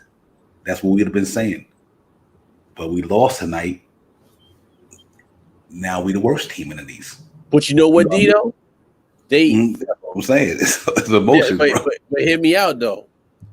Look how the Knicks started. And I'm not even going on the 5-1 record. Let's go back to preseason. When the Knicks went 4-0 in preseason, the Knicks were moving the ball. They almost damn near broke a 3-point record in the preseason. So of course you got to think. Let's think back to preseason. D, moving the ball around. They were torching teams. Indiana, whoever else they played. They nice putting up 23 3-pointers. You know, all that is like, wow, we see it. And then we get this production. The new year comes, the new season starts. We start the season 5-1. The blood is pumping. We're like, okay, this is something different. But then here come that roller coaster ride. We starting, we moving, then boom, we hit a little bump. And then boom, boom, boom, boom, we get more. We win, we lose. We win, we lose. And now we at that even ground right now. So we basically 0-0 right now, right? This is a whole new season right now. We still at 500, but one more loss, we can go under 500. We're going down low to the underground right now if we go under. So my thing is, what team do we have, right? At 11-11 in this East team, yeah, we're right there, but I don't know if it's going to take us to where we need to go to. because the inconsistencies is too much. So it's like, how long do we wait and see? Do we wait and see, or do we make something happen? Well, And that's you what. can't. You can't. Yeah, but I guess what I'm saying is you pretty much got to make it happen toward the trading deadline or toward December 15th. You I do don't agree know. with me, It's not. right? Yeah, yeah. But But and I'm letting this here. Let me ask everybody the question. I heard people saying this before the season start. Is the Indiana Pacers better than us? Now, everybody, but listen, they got everybody trade for Miles Turner. They got Melton Brogdon. They got Karis LeVert. That's what everybody was saying. They got Duarte. Everybody had them better. What's their record? Yeah, but listen, everybody in Nickland, Dan, and everybody on this on these people was saying that everybody was saying that the Indiana Pacers is going to be higher than the Knicks. they 9-15. Okay, that's my whole point. So not, most of the people were saying that. I mean, and to make few who had to be reality. But I guess what we're trying to say is they 9-15, and look at their team. You know what I mean? And that don't mean that they will wind up being up there. They That's a might fact. catch light. They might catch lightning in the bottom, win 7 games in a row. But you know what? That's a fact. You hit us with a nice one right there. That was a nice one. I'm gonna give you that one. It's sometimes it's not how you start, it's how you finish. You could be running a race and be the third leg in the race, and next thing you know, you wind up winning the race because sometimes it's 60 games left. It's 60. It ain't like it's 16 games left and we 500. We got 60 games in the season to go. Who to say the Knicks don't catch fire? Everybody gonna get their breaks, and I just think tonight was a game that the 2 games without RJ Barrett to me just showed and proved to us how important he was. He's important to our team, and when you take an important piece out of a puzzle, the puzzle ain't it just not gonna be. And I think RJ is that important to the Knicks. Right. He's pretty much our second, third, the best player. He might not be Zach LaVine and them, but to the Knicks, though, he's one of our best players. We can count on 14, 17, and 5 or 7. So you combat that with Quickly's game tonight. What did Quickly have tonight? I think He didn't Quickly have had 16. 16. Quickly had 16 points. I think he had 16 points tonight. Right. So And you like I see, said, and he helped us out on the offense the same way RJ Barrett did. But what's one thing he can't do that RJ can do? He can't rebound like RJ. He's not a defender like RJ. We Right. lost that game tonight on the defensive line, on the defensive game, point blank. Listen, Quickly we gave had 110 points. We scored 115. I don't know, and it wasn't like they were scoring points at the end because they were getting cheap foul. They were going to the line. The game went wire to wire. It went wide to wide. We lost by 4 because and so with the team that we had, then I give the Knicks credit tonight for competing the way they did and did not give up. Only lost by 4 against a team like that who got cats who can get it. And Right. we just don't so that they had a better team tonight, man. I think Vucevic dropped. He opened the game up. Then next thing you know, DeRozan got in his zone. He started knocking. Nobody could stop DeRozan tonight. He was just knocking them shits down from all over the place. He was in his bag. Yeah, so it was tough loss, man. But we live to fight another day in New York. I'm not concerned about it at all. I just think that like I said, KJ, if you let's like you said, let's go around and give out the grades for tonight. And Yes, and with the team we got, let's start with Julius Randle. You know what? I'm gonna give Julius Randle tonight. I'm gonna give him a B plus. I think he played a good game for us tonight. He kept us in there. But I'm gonna give him a B plus. But I still like to see him change up some things with his demeanor sometime or his decision making. We know he got to work on that. He got to be a little bit more decisive with him when he's dealing with the ball. But at the same time, Julius Randle, the one brought us back in that game. Him and Emmanuel Quickly. You know what I mean? And Derrick Rose was playing his part tonight. So I'm gonna give Julius Randle a B plus tonight. right. I'm gonna give him an A. We need every bit of. I had him scoring 50 points tonight. I wish he would score 50 points tonight. And I think this was a game he could have scored 50 points, but he had 29 points and I think 11 rebounds, another double. Gets his effort was far by none. If we had a couple more, another Julius Randle's on his team, we might have won this game tonight. So he gets an A for me tonight. Yeah, okay, yeah, I can see that. Let's go to the center spot, Mitchell Robinson. I'm gonna give Mitchell Robinson. Also, I'm gonna give Mitchell Robinson Yeah. He scrapped it out there, man. He scrapped, had 5, 6 blocks. Um, I like when they finally threw him the ball down in the post. You know what I mean? And I would think about that early before the game. So I said, man, all they got to do when Mitchell Robinson come down court, let him spin to the post and pin his defender under the rim. And they finally did that tonight. Let him run the floor. When he go down the floor, spin him in the lane real quick under the basket, pin his man under the basket, and use the rim as a part of option for you because of that. And he did that tonight finally. And what happened? He was right there. Man couldn't jump too high because the rim was under his head. And I always just say, people, when you post Mitch every now and then and let him back his man down under that rim and use that rim as almost like a part of your offense because if he goes straight up in the air, the guy behind him can't go but so high because the rim is under his head. You know what I mean? And I think Mitchell Robinson with them 5 blocks today, not having those centers to back him up. You know what I mean? When Todd went out, the reason I'm giving that because Vucevic pretty much ate him up from the outside tonight, and it's understandable because he's trying to guard that lane sometime. And he's too late getting out there to defend my man, and they used it real well on Mitch tonight. And it wasn't only on Mitch, and our guys who's guarding that perimeter didn't help none either. But I think they did a good job of popping Vucevic out to the three. And when Mitch think that them guys gonna drive the ball to the lane, he trying to get back to defend the rim and is leaving Vucevic way open out there. So I think other than that, I think Mitch played a good game tonight, man. So I'm definitely gonna give him a B tonight. I'm giving would you give him a B? You said? Yeah, I can give him a B. I gave Mitch a B plus because of the 5 blocks. Of course, 9 and 8. We wish Mitch's point production should have been up more. He would have gave us a good 12, 13. We'd have been there. But he has to get out on Vucevic. Some way, somehow, he's been leaving him open too much. And to me, that's a no-no, especially a guy that can spread the floor on you.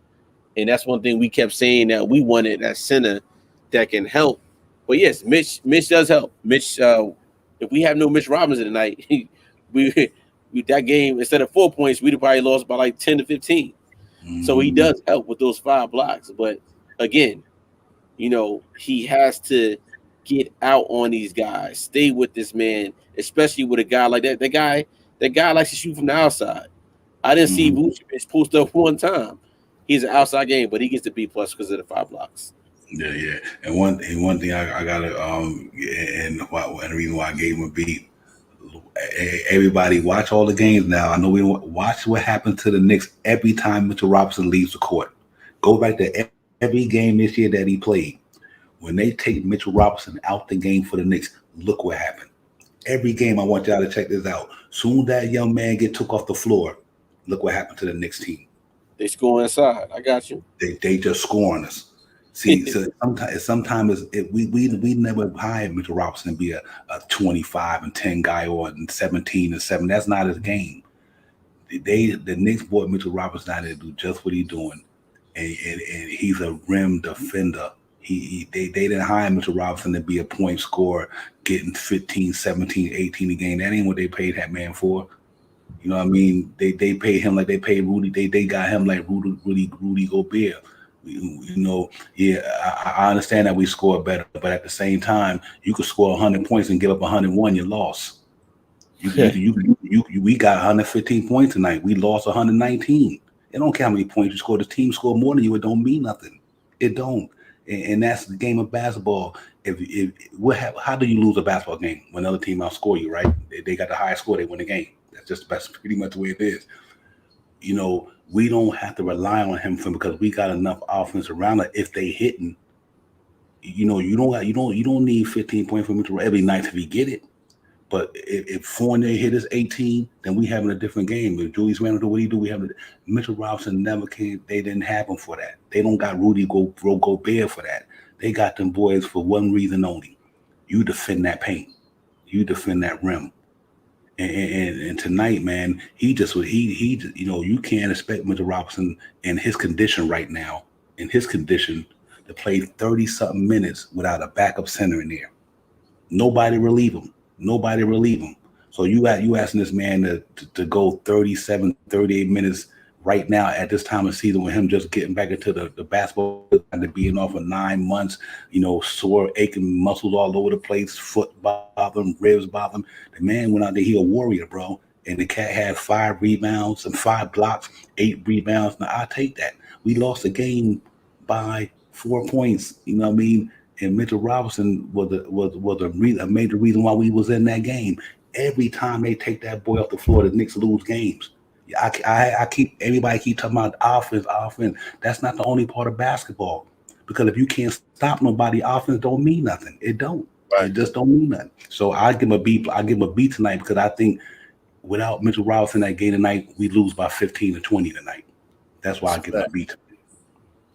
AD, real quick, it'd have been good if we would have pulled the two boys up from the G League real quick tonight. Facts. But I think they didn't know Taj was going to get ejected. Right. That'd have been the perfect segue to get those two young guys in there to see what they can do. Mhm. So, I mean, that's all I wanted to say for that one. Yeah. Because here's another thing I want to piggyback. Where did we lose the game at tonight, in your opinion, real quick? Where did we lose the game at? To me, it was the penetration, the defense. It was the defense. When them guys couldn't get out on the perimeter. They could not defend that 3-pointer, the perimeter shot tonight. And the Bulls kept making every time, like you said earlier, every time the Knicks would make a shot, these guys would come down and do the same thing over and over again and make a shot. And the timely shot, we got it down to 2-3. They go up by 7. They go up by 8. Then we get down 2-3 again. They go up by 7, 8 points again. So to me, that's where we lost the game at, right there. Yeah. Especially here's a real pivotal point about that. When they took Mitch out with about a minute something left, or 2 minutes, whatever, that's where they won the game at. Soon they took Mitch out in that last quarter with about a couple of minutes left. We lost the game right there. He was burned out, though. He was burned out. Yeah, he was burned out, man. So, yeah, but I give a B tonight, man. I think Mitch played. He played an energetic game tonight. He got beat by Vucevic on threes, but overall he still played some pretty good interior defense there. They wasn't coming in there dunking on nobody. They wasn't coming in there throwing finger rolls and layups. No, Mitch wasn't even letting them get that in there tonight. So other than they had a better game plan than us by stretching him out to the floor to let Vucevic shoot that three. That's a testament to what Billy Donovan game plan was. You got to give Billy Donovan his credit by knowing that he can pull Mitch out there. He can take Vucevic and stretch him out to the three and make Mitch come out there to defend him. You know what I mean? And you asked Mitch to try to do that, but also you got him in there to be what? A rim protector. You got Mitch in there to be a rim protector. So you asked him to go out there, and they had a better game plan than us. They took Vucevic and stretched Mitch out there, and what he, and they worked in their advantage. So I don't got no problem with that. That's what happened. But I think a B plus for me. Let's go to Evan Fournier. I'm gonna go C plus. C plus. Why you giving him a C plus, D? Because his defense was trash tonight. Other than that one block he had, I give him a good Brian effort, but in that first lab they would lighten him up. He got to get a little bit more consistent with his shot. It's coming around though. He's playing better than he did. But I think we paid that man to really be a certain type of player. And I don't think he got there yet. I think he's getting there. I'll give him a C plus tonight because my man just gave him the business. He doubled him up. He almost doubled him up. You know what I mean? DeRozan had 34 and he had 16. Then it doubled him up. You know what I mean? And so I just give him a C plus because I expect more from Evan Fournier and it's just one game. You know what I mean? We've been trying to get it going the pretty last couple of games, and I thought that after that shot in that Brooklyn game, I thought he was going to come out and just light it up. I thought he was about to get there, but he just didn't have it. He didn't have it tonight, but I give him that. I think he didn't have his rebounding numbers wasn't good. I think his assist numbers wasn't good actually. So I don't think he had no assist tonight. So I give him a C. So that's why I'm giving him a C minus. Can't be a guard and have 0 assists. And that's why I think Julius was yelling at him, like, man, pass the ball up, man. So I'm like, he was 16 points, 1 rebound, and no assists. Right. So how did you make your teammates better tonight, Ev? Like, we had 16 points. We needed every one of his points. Not saying he can't shoot. He does some things good, but it's the other things in the basketball game. Passing the ball. You're taught what's the faster way to get the ball to court? Pass the ball. So Hmm. he gets a C minus for me. You can't have no assist. That means he wasn't passing to anybody. Or was it you passed somebody who was knocking down a shot? I don't know what happened, but you need at least one assist. Come on, man. You're a guard. Hmm. Guards supposed to make the team better. We expect more of that. We know you can create your shot, but you need at least 5 to 6 assists a game, man. We need that in you. So C minus. Yeah, that makes sense. Alex Burks, 43 minutes, 7 rebounds, 3 assists, 16 points.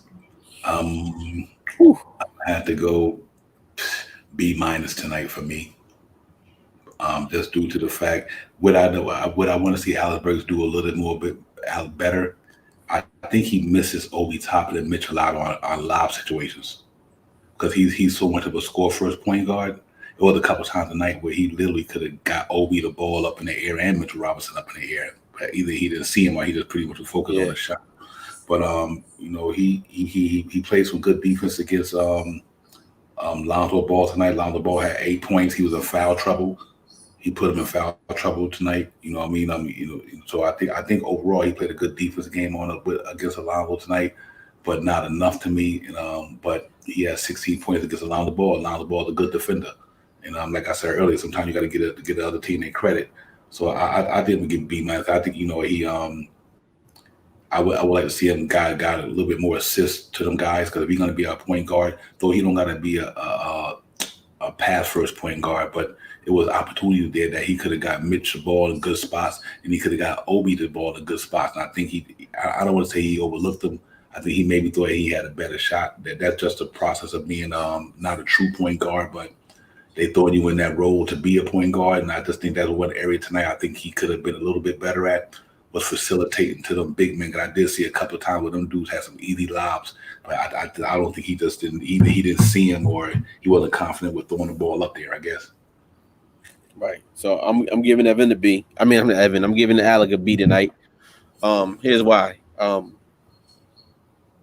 We needed him to be Julius Robin tonight. We need that other guy to really step up. This what scares me right now. Evan played 38 minutes the game before, and he played 43 minutes tonight.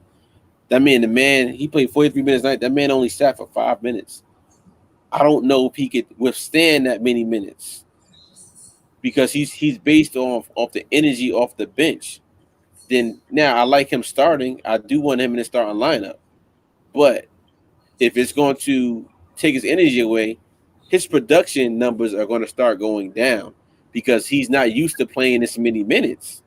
This is a lot of minutes for this guy, and this guy is a high energy guy. And we've seen some of his shots today that he normally makes was off. I think he damn near shot an air ball today, or one of them. He came out, pulled up, and shot an air ball, I believe, or Mhm. different, whatever happened. So he gets a B for me tonight. The B comes because the effort, but it's just I'm a little afraid right now because the production and if we don't have enough personnel like tonight, this guy's going to be tired, and then we're going to be that's going to be another situation. Well, you did this, you did that, but it's the Mhm. Tibbs has a lot to do with the with this team right now. But Mhm. he gets a B for me tonight. Yeah. Real quick. Yeah. So I can see that, man. He did what he could do under the circumstances tonight, and and that's what it is. And I think quickly tonight, I'm gonna get quickly a nice solid B tonight. I want to say B plus actually. 15, 3-3 sparked us, got us back into that game. His energy really carried us in that second half, and got us back in that game as well. Him and Julius Randle. So I'm gonna give him a solid B plus. I think he played with a lot of heart. He didn't have it going in the first half like too many Knicks had it going in the first half, but they didn't hold their head down. He came out, man. He started knocking them down and started bringing that energy to the floor. So I do think I'm definitely gonna give him a good B plus tonight. Yeah, I agree with you with Mitch. I mean with IQ. IQ from the way he started the year, the first couple games. Let's say the first 5 to 6 games, he wasn't really a little inconsistent. He's been consistent ever since now. He's that guy. He's playing a lot more minutes. The guy played 38 minutes tonight. Again, even though he's young, 38 minutes is 38 minutes on the basketball court. No matter how old you are, you're going to get tired. Um, but he provides a different service for us. He defends man full court. He does the best we can do, and the Bulls have a lot of firepower with their guards. So he did what he had to do tonight. He gets to be for me tonight. But again, some of his shots I wish would fall a little bit better. But as he's probably in the MSG right now, still shooting right now because the man just Mm-hmm. wants so much. So once he gets a little bit more consistent, Devon, uh, Mm-hmm. hopefully he'll be our starting point guard in the future. Mm-hmm. Yeah, yeah. D Rose, I'm gonna give D Rose an A minus today. I'm not gonna give him a minus, dog. I'm gonna give D Rose an A. 16 points, 6 assists, 2 rebounds in 26 minutes. Played a Yeah, efficient game tonight. He kept us in as much as he can, and even in the first half. What I did like about the Knicks in the first half, I think he had a lot to do with it. Even though they went up to 20, Knicks never let them get that 20-point lead above a certain level. It seems they stayed around the 18, 16 realm, and that's when I kind of knew we had a puncher's chance. I was like, you know what? They didn't go up 20 or 30. They gonna mess around and lose this game, and they almost lost it. Because I was like, listen, sometimes you down 18, you hit two threes, you only down 12, and I think that's what Quickly did tonight for us. We was down 18. He knocked two threes down. Now we down 12. Now we a couple of shots to be under 10. So I seen that coming. Like I said, I seen that coming. I really did, and mhm. so, but I think D Rose tonight kept us in striking distance. So I'm gonna give him an A because I think he took it to him. That block shot he had was awesome too. Yeah, I was. So yeah, that was awesome. So I'm definitely gonna give him a solid A tonight. I think he played a good game tonight. Yeah, no, I'm going with a B, fam. We know we can, with enough rest, we know what D Rose can give us. Even at the same age as a little bit older than Kimba, man had 2 or 3 knee surgeries and still can give us this production and how quick he is off the ball between defense and taking it to the hole.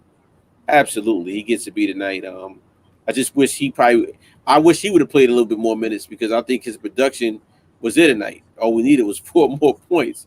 It's the what if this happened? But as the game went along, we understand why Tibbs did what he did. So he gets a B. Yeah, yep. And let me see. Um, Obi Toppin, I'm gonna give him a B. I think he could. I think he had 19 minutes a night. When you down R.J. Barrett, you down Nerlens Noel. Obi Toppin could have played 25 minutes tonight easy. That's You know what I mean? He could have played 25 tonight easy. And so, and I think that might have that could have played a major role. But I do understand as well, you know, you know, it's just that sometimes, man, I would love to see Obi Toppin be a 2 or 3 block shot dude per game. With his athleticism, if even if you can't stand in front of nobody, stand in front of him, but you jump high enough to be Obi. If Obi Toppin next maturation to me is, man, you should be averaging like 3 blocks a game with that athleticism. oh my goodness, You know yeah. what I mean? And it's a process. It really is. But I think he's playing he did last year, but he's still the defense not what we wanted to be. But I do think he playing better than he played last year. But I do think, when you got Julius Randle, him in there sometime, the offense is all good. I mean, it is. The offense is all good with him and Julius Randle. It's the other side of the ball. It's Right. the other end of the court. Obi and Julius Randle. I think that small ball lineup is fine for one side, but on the other side it could be a problem because them two guys are not supreme defenders. And Obi Toppin is he just I guess he might be just becoming an average defender, or he might not be average yet. He getting there. Julius Randle is an average defender when he want to play. So I do think that's the problem. But I think overall, I think if Obi Toppin would have got something that could have made a difference in the game. I believe that. So that's why I said I'm gonna give him a B. Like I think he played well for the 19 minutes he had. He had 4 rebounds, 1 assist, 8 points. He made a crucial pivotal rebound at a certain time in the game, which I think was really really important too. He gets a B for me too. I seen something myself. Never saw Obi did. I saw him do it in the summer league, and I see him do a little bit in the preseason. He got the ball, posted the back the man up, turned around, clapped the boards, laid it up, and flexed on him. That's the Obi I want to see. But 19 minutes for Obi Toppin, he needed at least 30 minutes. He needed 30 minutes tonight. I think with an Obi minute, 30-minute night game with him tonight, we may have pulled this game off because he was productive. And us showed on big men. I think Tibbs messed up there tonight with him. 8 points, 4 rebounds. So Obi could have had at least 15, 16 points and 10 rebounds tonight easily on this team. But it's not Obi's fault with the minutes. And that's where I think a lot of Knicks fans get frustrated. I know Sergeant G-Man, he's a big Obi Toppin fan, and I wish he was on to get his take on it, what he feel. But I feel him tonight on this. He needed at least 25, 30 minutes tonight easily. He would have got this. But absolutely, he gets a beat tonight. I agree with you, Devon. See, yeah, that's a tough situation that the Knicks put themselves into with Obi Toppin because of this here. Like I said, sometimes much of us as sports fans, we want to look at everything from a sports perspective. We always got to throw the business side of it into the equation. You got to. And though we know that Evan Fournier might not be hot right now, we know but when it comes down to the money they are making, I get it. I'm a businessman. I'm an investor. I get it. You know what I mean? You paying somebody $19 million, you're going to give him every opportunity right now to earn that $19 million. You damn sure can't sit him on a bench. You know what I mean? That's why the Kemba Walker thing is not a big issue because it's only $9 million. Now you're talking $19 million. So I say that to say that is that because to me, he should be sharing minutes with Julius Randle and Evan Fournier. Tonight, or RJ Barrett. You let Obi back up to the 3 and the 4. He can play the 3. I guarantee you, I've seen bigger threes than Obi Toppin. Yeah. You know what I mean? And I think that the only way you're going to get him minutes without jeopardizing the defense is that every now and then let him run some 3. So you keep running him at the 4 and 5, we're gonna gain on one end, but we're gonna get defeated on the other end. And I think always tonight, I'm giving him a B, man. I think if he would have played longer tonight, KJ would have been a different outcome. Yeah, I'm with you on that. Yep. And then let's go to the next one. I think it was Grimes. Let me pull up Grimes right quick. Grimes has 6 minutes, no points, 1 point. I think it is 1 rebound. Let me make sure I'm right there. No points. He had 1 rebound, no points, no assists. Played 6 minutes. That's an incomplete to me. I ain't even gonna try to grade that. I'm gonna get Knox an A. He came in 4 minutes, knocked down a 3-point shot. I'll give him that. He came in there and did what he's supposed to do. He came in and knocked down the shot. You know what I mean? Right. And that's, I think I'll definitely say that. Then Tyler Gibson, I'm giving Tyler Gibson a D. Yeah. And we needed you in this game for us, man. And you left us out there hanging, Mr. 67, PS 67. You got to control your emotions. You a savvy veteran. You know better. We can get on to our bonehead stuff like that. But you done been through enough war to know you can't let the refs get to you like that and control your emotions because you a savvy veteran. And when he went out, he left Mitch out there to dry tonight. So I'm giving Todd the D tonight. Now you know what that was with Taj though. D, I'm gonna tell you what it was. Frustration, for one, because the man could be playing. Number 2 is like, yo, you know what? I'm tired of this. Y'all ain't gonna bench me in this couple games. Guess what? I might as well get kicked out when I get in anyway. It's the first quarter. It is what it is. So I ain't gonna give him a D, but I'm gonna give him the effort that we sparked the team up. I'll give him a C. Yeah, I can understand it, but you don't listen, man. You don't leave your boys out there to dry. When you go to war and you go to battle with somebody, you don't leave them out there to dry like that. I don't care what your emotions about. You left your boys out there that had to play harder. Seeing that people wonder why we lost, and they wonder why Mitch was burnt out tonight. It's a lot of reasons why we lost. So in other words, to me, Tyler Gibson was on the injured reserve list tonight. Yeah. To me, he was on the injured reserve list tonight. He could have stayed on the injured reserve. I get it, but you are a veteran. I understand you frustrated with the first call, but just like we get on Julius Randle about it, we got a right to get on Todd Gibson about it. Don't let the refs take you out the game. He let the refs take him out the game tonight, and we lost. You know what I mean? So he get a D from me because listen, man, you are a veteran. You know better. You know better. I don't care how he that game is Todd. Walk down the court, leave it alone. You're But not see, gonna overturn the call. Mm-mm. but see, that's why he went out his round tonight. When have you seen Taj Gibson do something like that? And this is why I said that is some other things going on there that it just hasn't came out yet. Look at the Kimba thing that happened the other day with the Nets, the frustrations today with Taj. I wonder what's going to happen tomorrow. What's going to come out tomorrow in the paper or on the news about the Knicks? It's always going. It's a ever evolving door right now with this team where it's a lot going on with them, and they're still trying to figure it out as it goes along. But like you said, we're 11-11. We're still a 500 team amongst all the controversy that's happening right now. Now is where the resilience going to be. How are we going to come out this hole right now that we in? We're not even in the hole yet, but we could be. But how are we going to find a way to win amongst everything that's going on against us? And that has to be the first thing on that chalkboard in the locker room. Find a way to win. That's what I would write if I'm coaching this team. Find a way to win, and I'm walking at the door. Y'all figure it out now. Case closed. Hey, you know what? Hey, Peter, I agree with you on that. And the rest was sensitive, but you know what? Todd Gibson, Todd Gibson ain't new to this. See, that's my whole point. I could see if Todd Gibson was a rookie.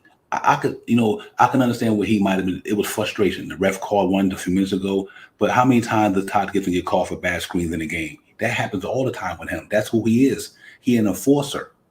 Todd Gibson is an enforcer. He always get called for. We watch every game Knicks, but he always get called for a screen or a pick. I don't have no problem with that.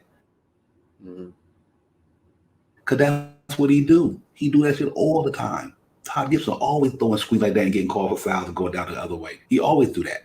Look at the Knicks games every game this year. You see Todd Gibson every time he played, every time he set a screen. Sometimes he get called for an offensive foul all the time. It ain't like it was tonight. That's what he do. It's what he do. So if you know that you in a high pressure game, and I can understand why. Listen, man, they get smacked around. First of all, Knicks get smacked around, and they trying to find something to spark the team. And I understand that, but at the same time, though, you got to control your emotions because listen, what's the gripe in the media now? What everybody talking about now? Knicks and the refs. They're not talking about the Knicks against the players. We talking about the Knicks, the team versus the referees. Yep. I mean, you don't leave a game in the referee's hand. You don't do that. Them cats ain't them the ones that ain't guarding you. They ain't the ones shooting in your face. Why you worry about the cats who not even you playing against? Fuck the referees.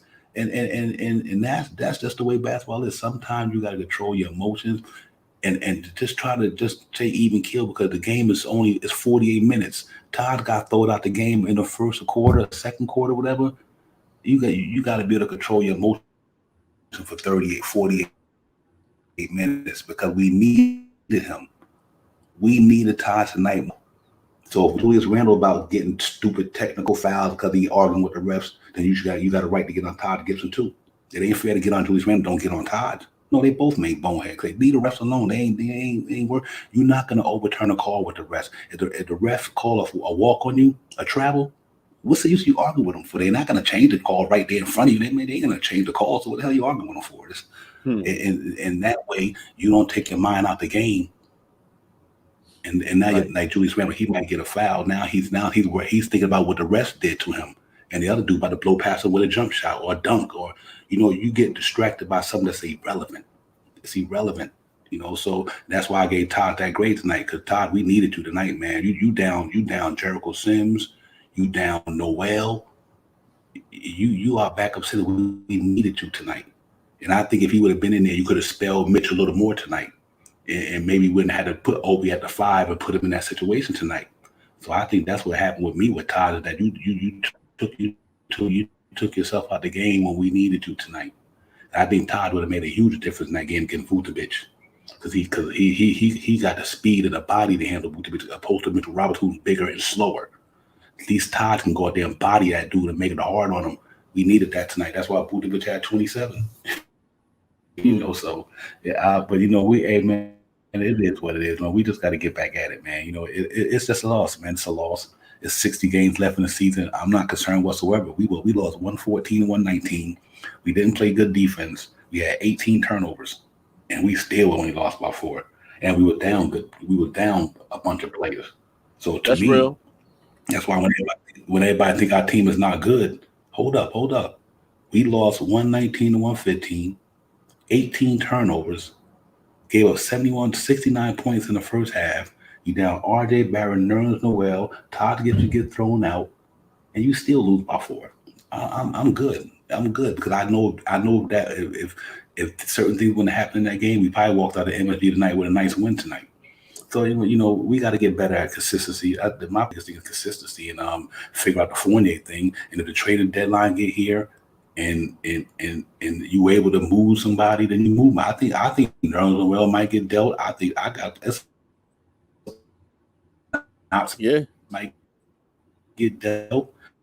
That's a possibility that he's too concerned about this thing, man. I just want to see us.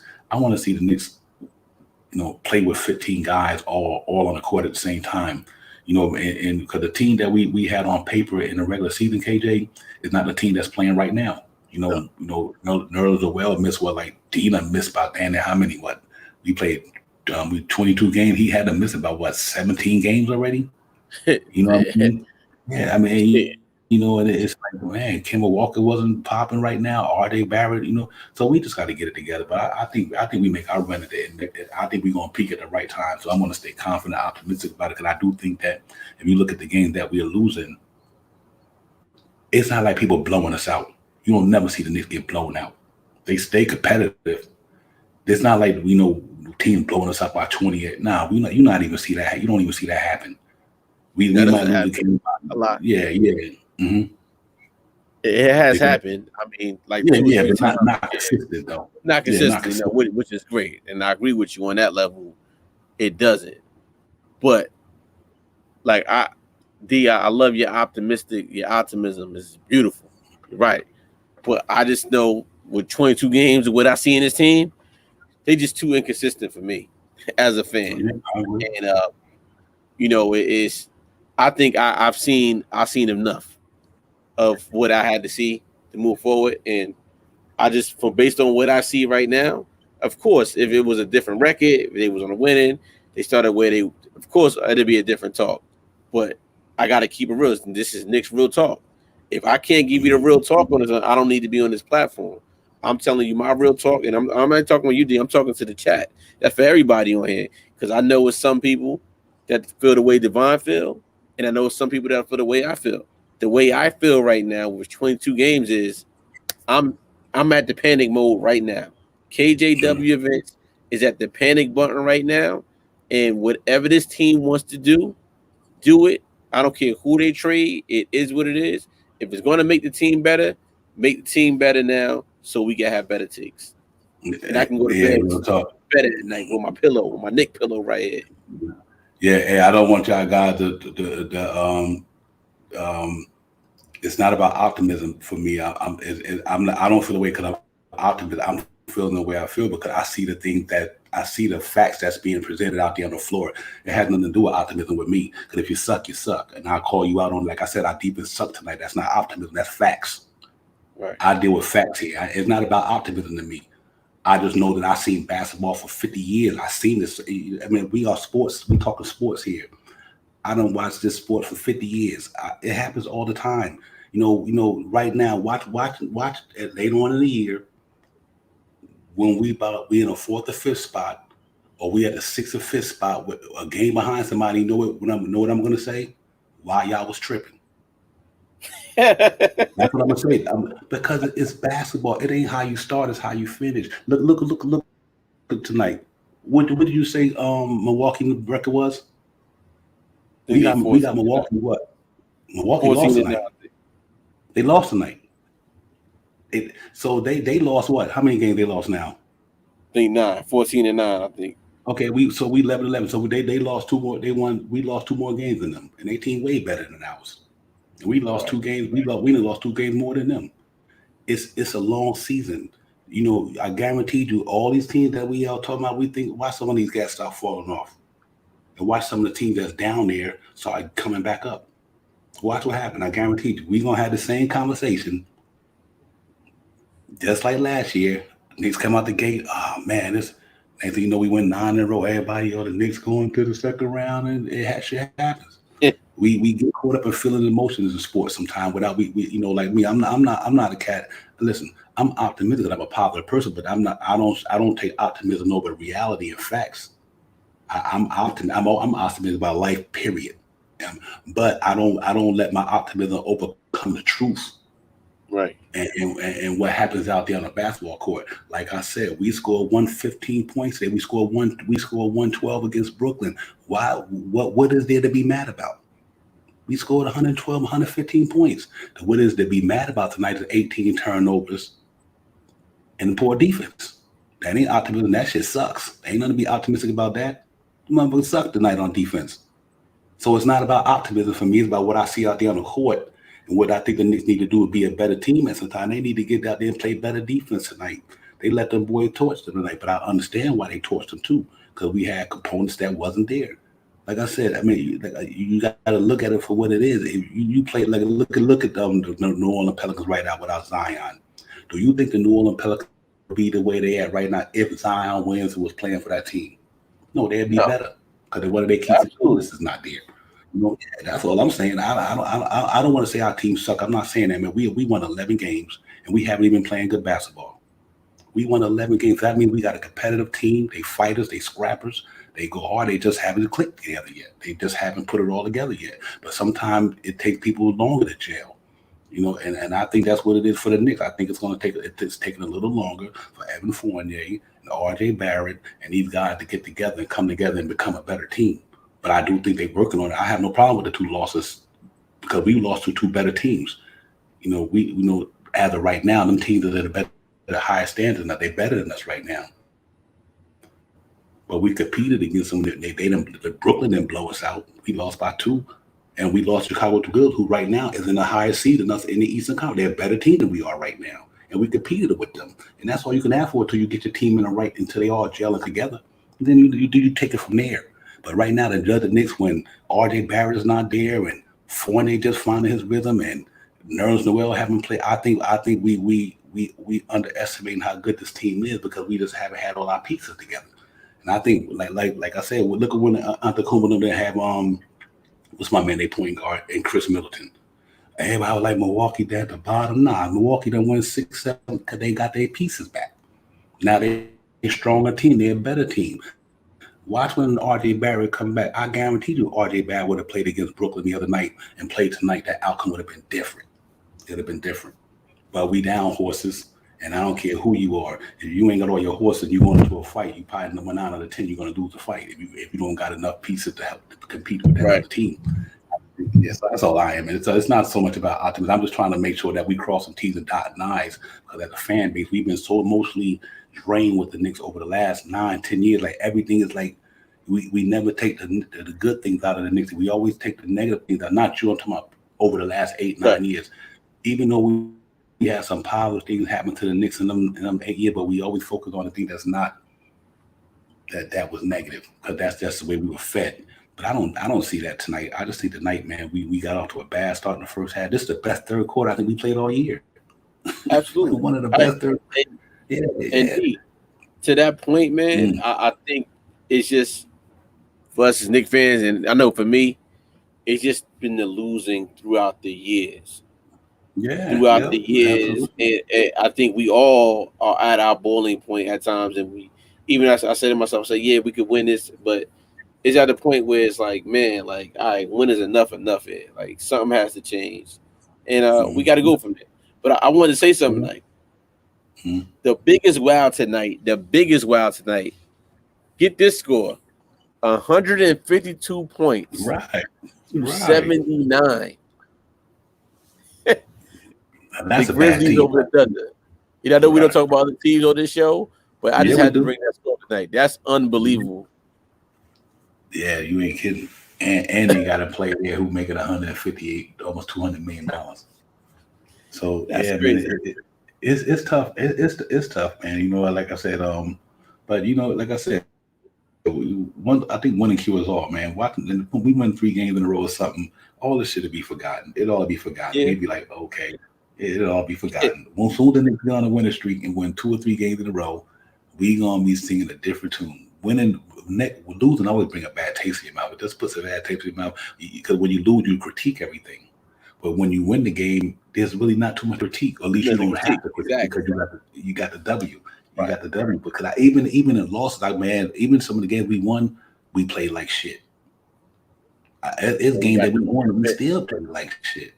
But we don't critique it because we got the W. So That's I'm like true. I see positive and negative in wins and losses, man. In wins and losses, positive and the negative. I mean, that's just the way it is. Pros and cons to all this stuff, man. So sometimes we got a lot of negative things that we win, and we got we lose, and sometimes we got positive things. Like it was a lot of it's. I seen some positive things, and I seen the will not to give up in a fight. I seen them cats say it's a tale of two halves. It ain't how you start, it's how you finish. It's a game of runs, and I seen the competitive in our team tonight. We could have easily left out the Garden losing by 20 tonight. Them Yeah. cats, and so my thing is this here. We competed, we fought hard. We just did not have enough to get over them that last 2 minutes or whatever, and a couple of balls didn't go the way we wanted to go. But I salute them because they didn't give up tonight. They fought and scrapped tonight, man. That's all I want to see. But that's tell you how good a team is. That's what tell you how a team how good they can be. Is when you scrap a fight and don't give up when you know you down a bunch of soldiers. And I think that's what they did tonight. So let's hope that Saturday man they could rebound against Denver and hopefully RJ get back. Maybe Noel might, but maybe Taj might play. So we'll see how it go, man. But we gonna take it tonight, man. We gonna take that L tonight, Yeah. 119, 15 KJ, and we live to fight another day, man. But great show, man. I'm great. Absolutely. Like I said, man, it's always good to get it off your chest when you're a Knicks fan because nobody likes to lose. And tonight, we just lost to a better team tonight. Like I said, Milwaukee lost to Toronto Raptors tonight. You're gonna lose games in the NBA. It's just the way it is. Every night is not gonna be your night. Some people don't have it for 5 nights. Some people don't have it for 7 nights. Some people got it for 7 nights. Like I said, look at if we beat Atlanta with a good. How do we beat Atlanta with good defense? Our Switching defense. everything. Absolutely. Yeah. And then you know what? And the RJ played that night, 15-7. Right. And Noel that he trying to play to have a good game, but then against Brooklyn, we don't got RJ for about a minute or two, we lose the game. We don't got RJ tonight and we lose the game because sometimes you just can't take into consideration he was our second leader scorer on this team last year. Behind Julius Randle, 17 a game, shot 40% from three last year. Free throw numbers got better. You know what I mean? Now we asked him to come in this year and be a defense stopper. Where did we lose the game at tonight? Defense. Yep. We That just is. was down some courses, man, but we get it popping. Um, I'm hoping and they I'm call confident. up. If depends on how these injuries is. If RJ is not gonna play Saturday, they got to call up the guys from the G League. Yep. As you see, they was needed tonight, and hopefully Mitchell come back and RJ come back good to go. And once we Mhm. get some more pieces back, I do agree with you. I think we'll be fine. It's just that they have to figure out a way to start faster than what they've been starting. That's Yep. the Yep. biggest thing. Our first quarter, we lose the game in the first quarter. We got to Mhm. start winning first quarters again. Yeah. Yeah. You're right, and I do believe we're gonna need some more talent, and I do think we need like Uncle Fulio said, we need somebody who can come in. Yeah, And I agree with him. I understand. We probably need another closer, and that's why I'm thinking. You know what? I don't think this is the final piece of the puzzle. I think that's what we rolled out to start the season. I think the Knicks probably figured this way. We can tread water with this team, stay in contention until we see what we need to do if this click or this don't click. So I do think that they know. Listen, they sitting Kimmel Walker for a reason. Do you think Kimmel Walker gonna sit on the Knicks bench for the rest of the season? no, I don't think. absolutely not. It's not going to happen. And like I think Kimba, I think they got too. Tibbs already said I got too much respect for this guy, and I think Kimba has to figure out his next destination, and I think that's probably what they're doing with him, just to respect that man that Tibbs Right. has for him. He's going to figure out his destination, then he'll let the Knicks know these teams we have for you. Where do you want to go? What city do you want to go to? Don't forget these guys got to move and all this stuff. You got the other possibility of things that we don't see. You got family here, you got to go here. So they'll figure that out. They've been doing this for years. NBA, them guys, they professional. They know what they're going to do. Maybe Kemba go to the Lakers or something like that. Who knows? Maybe the Lakers could use him. He'll actually probably do good with the Lakers than them. Why not? Yeah, and I think we got to keep our eyes open, our ears to the ground. The Knicks gonna make a move. I believe it or not, KJ. When they had signed Noel at the beginning of the season, you probably can go back and check the tapes. I said they signed Noel back for this reason. So when they go to move somebody, see last year they couldn't move nobody because you know why? Everybody was making $5 million, $6 million. The order for you to make a move for this team last year, you would have had to gut the whole roster because the only person who was making over double digits for us and money was Julius Randle. Everybody else was making Reggie Brooke $5 million. This person $5 million. This person $5 million. So we had one of the lowest payrolls. So last year, not last year, but the past season, you couldn't really do too much movement because you didn't have enough capital on certain players. But this year, you got Noel $10 million. You got Burks $10 million. You got Kemba Walker $9 million. Now you got 3 players instead of gutting the whole team. You can move 3 players. You can move Knox's $5 million if that was the case. You know what I mean? And if somebody willing to take Fournier, then you can move his $19 million. So I understand what the Knicks did this year by bringing Noel guys back. Because they know what? Other teams who want to sign them guys. So this is how I think we're gonna play. We're gonna wait to see how they can go, and then when it's time, if we could stay in striking distance, and the Knicks feel like they can go out there and get another piece that they can bring in here, I think that's what they're gonna do. But they had to get there first. Sometimes you got to set the infrastructure up first. So I think that's what they did last year. They gave Tibbs the team that Tibbs came in here. He didn't hire these players to play with him last year, but I think they said, listen, for the first year, we're gonna roll with this team. You coach them the best you can and get the best out of them, and then we're going to all season and we'll do something different. And I think they took the next step by doing what they did this year. So now, to me, the next step is okay at the trading deadline. You got to make it move. I just think it's a process. Now I do think that we got the pieces to move. So let's wait and see. I think this is not going to be the final team that you're going to be looking at right now. No, I don't think it's obvious. No, and they're rolling dice right there.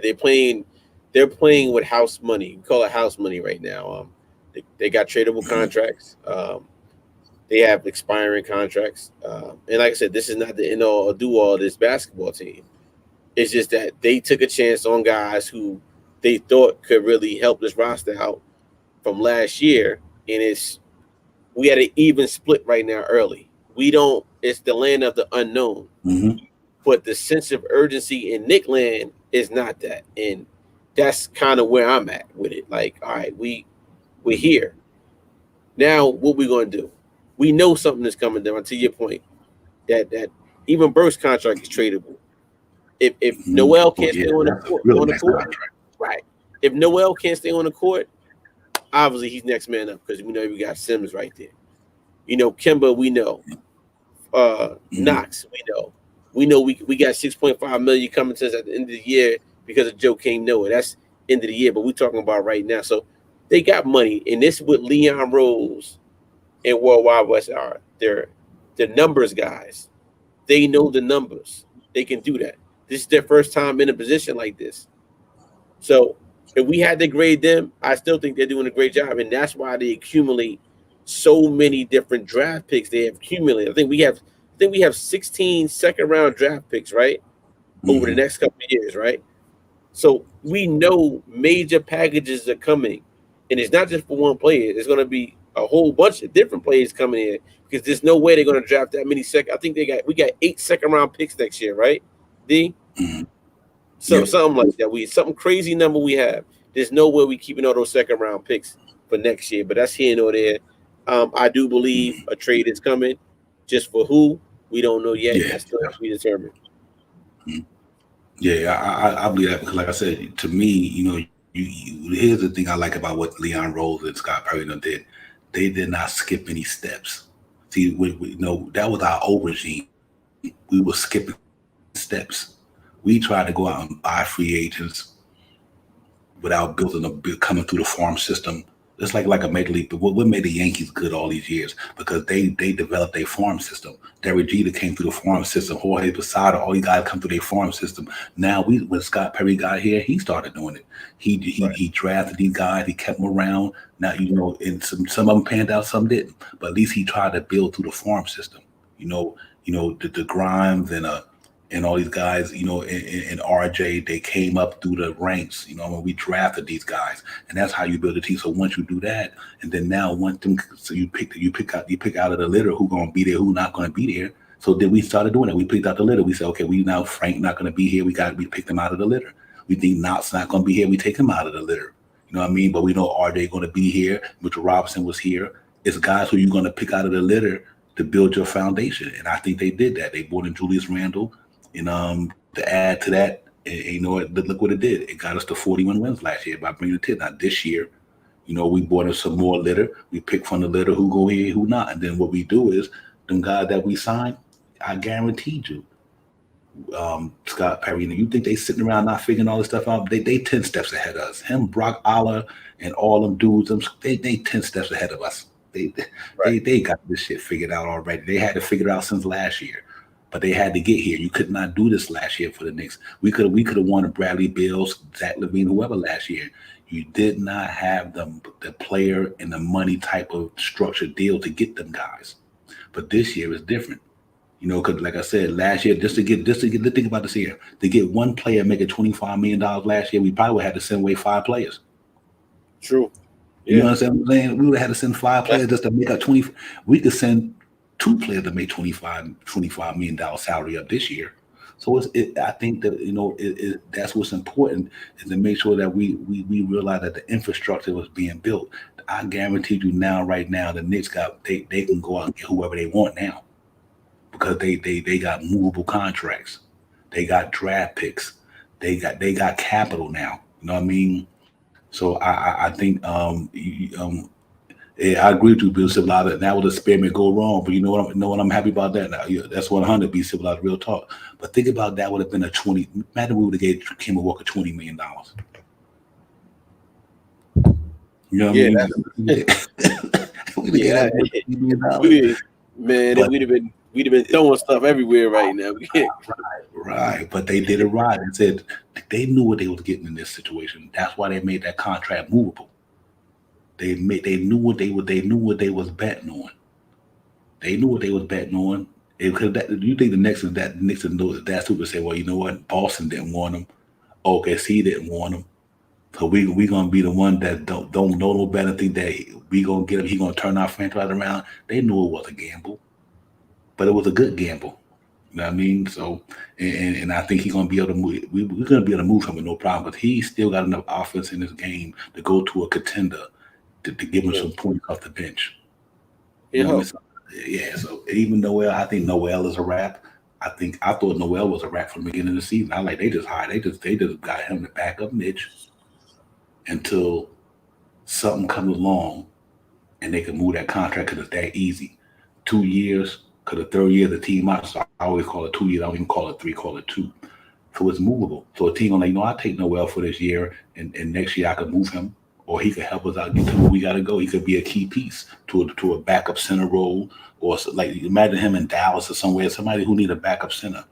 Right. So yeah, Work. the Knicks did good, man. I think we in a good position, KJ, with like I said, his 10 million, Burks 10 million, not 5 million, and that's without having to give up. That's you don't even have to give up Obi and them. Not even counting them. I'm just talking about them three players alone. That's $25 million. Right. You know what I mean? So I think we just gotta be patient and think by the trading deadline. I think shit gonna happen. We be all right. Yeah. Nah, and I agree with you. Now, and I hope we know what's going to happen. Something that this Yeah, team, yeah, there's no way this team is staying together. We both agree on right there There's no way this team is staying together in the new year. I don't see it. And if it does stay together, I'm like, wow, they better No, win. I If don't it think doesn't, so. I don't think so. I definitely think that let's who to say Nerlens Noel couldn't play right now. Who just to say that? That because you're on the injured list, they might just say it's not worth bringing them back right now. right? Because they're looking for a trade. Yeah, exactly. They're right. They might say it's not worth bringing them back. Let his knee get good. So if we put him in a trade package and the team go get a physical, they say his knee is okay. You know what I Think mean? about it. You don't want. Is he on the bench? Was he on it? They showed Kimbo on the bench, but is Noel I on the didn't bench? see You him. see him? I didn't see him. Okay. Yeah. I would too. And like I said, I do agree with B. Civil. I would press the button too, unless it's for a game changer and include it. I mean, but I think that's what they're looking for. You heard what the Knicks? Did you hear what the Knicks said? Leon Rose said at the beginning of the season or last year. They said we know we're not going to be able to go out there and spend money on a free agent, but we are going to find a disgruntled one. They're You gonna know, find somebody. they're going to find somebody there. And because you're going to find players who probably won out of situations. I had enough here. I just don't want to be here. And next thing you know, whether it might be a buyout or it might be a trade, this team is not set in stone to me. I just don't think it is. So, and like I said, let's say if they go out and get another point guard and move Alex Burks back to what he do, and bring in another point guard, or do they say they think they can roll with Alex Burks, but they go get a wing? They might ride a lot. You know what? Here's the thing with me. I want to say this real quick. I'm a Mitchell Robinson guy, but if you tell me that Houston wouldn't be willing to do Christian Woods right now, and I'm a Mitchell man, I'm like, yeah, I had to do Mitchell Robinson with Christian Woods. Here's why: Christian Woods got a year left on his contract. You got to extend Mitch for 4 years. You know what I mean? So much as I love Mr. Robinson, that don't mean he ain't tradable. Shit, if you tell me if Houston say right now we're gonna get him out of here because we don't want to re him up after this year. If I were the Knicks, I'll call him for Christian Woods in a heartbeat. Yeah. So Yeah. I do, and it's I think even if you had to throw somebody in there, whatever to make it work, but I don't have a problem with it. So I don't think this team is set in stone. I think that it's just right now we got to play with what we got to get us through the season. We 11-11. We sitting right there in the East. We ain't like we at the bottom of the league. We might not be where we want to be. There's a lot of teams not where they want to be in the East right now. You think Milwaukee Bucks think they thought they were going to be 14-10. Nah. Then it's 7. Do you think the Indiana Pacers thought they were going to be 9-15 and then at the bottom of the league? It's a lot of teams that they just haven't caught fire yet. So we got to be careful with this because I think you just don't know. Like I say, think about it. All it takes for Indiana to win 4 games, they win game under 500. We 500 now, right? Let's say if Indiana win 4 games in a row or 5 games, they right where everybody else is at. Let's say if the Knicks win 3 or 4 games in a row, shit, we back up there with Chicago in a minute. So so I think we just got to be patient with it, man, and see how it roll out. Yeah, but man, I know you got to get some sleep, brother. You know what I mean? Good talk, good show. Yes, on a sir. night we always got to sit up here and bring our emotions out here. That's what we do. As Nick I'm gonna give my last take to our Nick family. Nick family, hang in there tight tonight, guys. It's late. It's cold up here on the East Coast. It's windy, about 20 degrees. That makes this loss even worse. Right. So, but I say that to say, look, you getting the raw, uncut feelings of Divine and KJW events tonight on Nick's Real Talk. And you're gonna have some of these real. This is what Nick's Real Talk is about. It's about the real takes. And tonight, you guys can see it in my eyes. I'm tired. I'm frustrated. But guess what? I came here to share my frustrations with you all because we got love for you all. We can't only be on when we win. We got to be on when we lose too. And trust me, it's hard to get on this screen and talk to you guys when we lose because it's like I'm repeating the same thing over again that I just seen watching. I'm like, now I got to go talk about this on this show, man. It's hard. But you know what? It's love. And this is what the real takes is because look, when it gets good, we all gonna be up here in our suits, fly, music going in the background, lights is flashing. We eating what you eat tonight. What I'm eating right now, I might go put me a bowl of cereal real quick, and I'm taking it down, man, because But I say that to say, hey, Devon, as always, brother, thank you for allowing me to come on this Knicks Real Talk platform. Everybody that's on the chat with us, the way we get this thing out, like, share, subscribe. Let your friends, your family know. If you a Knick fan, tell a Knick fan to tell a Knick fan. There's a whole bunch of podcasts out here doing their thing, but we here with Knicks Real Talk. Streets is buzzing. It's a whole plethora of guys that you can come to. But thank you for coming on, listening to my man Devon of Knicks Real Talk and your boy KJW Events of Knicks Real Talk. We try to give you that real talk every night, and every night it's not always going to be the same talk. Like tonight, I'm normally, hey, calm. Tonight, I'm giving you that real talk because I'm frustrated and hit the panic button. We getting somebody in here. Thank you, Devon. Right. Yeah. Hey, here go one for you guy. It was all good just a week ago. Remember the song? It was all good just a week ago. Hey, it's like that sometimes, like brother. That. It's like that. And you know why it's like that? Because you made some good points about other teams. It's just because we watch this team every single game, and we analyze them. We're not even.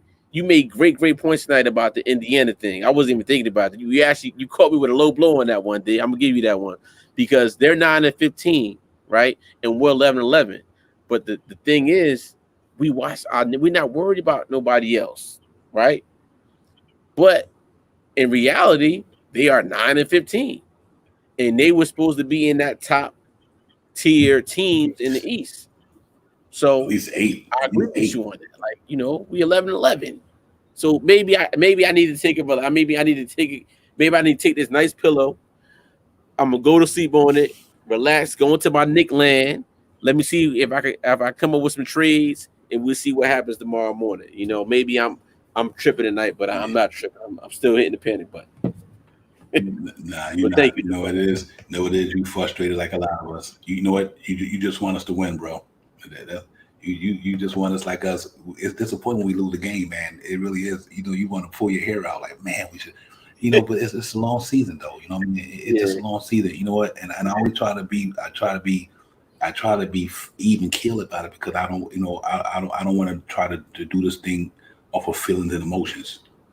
You know what I mean? I don't want to try to get my how I deal with my platform the way I do it. I got to be real about it.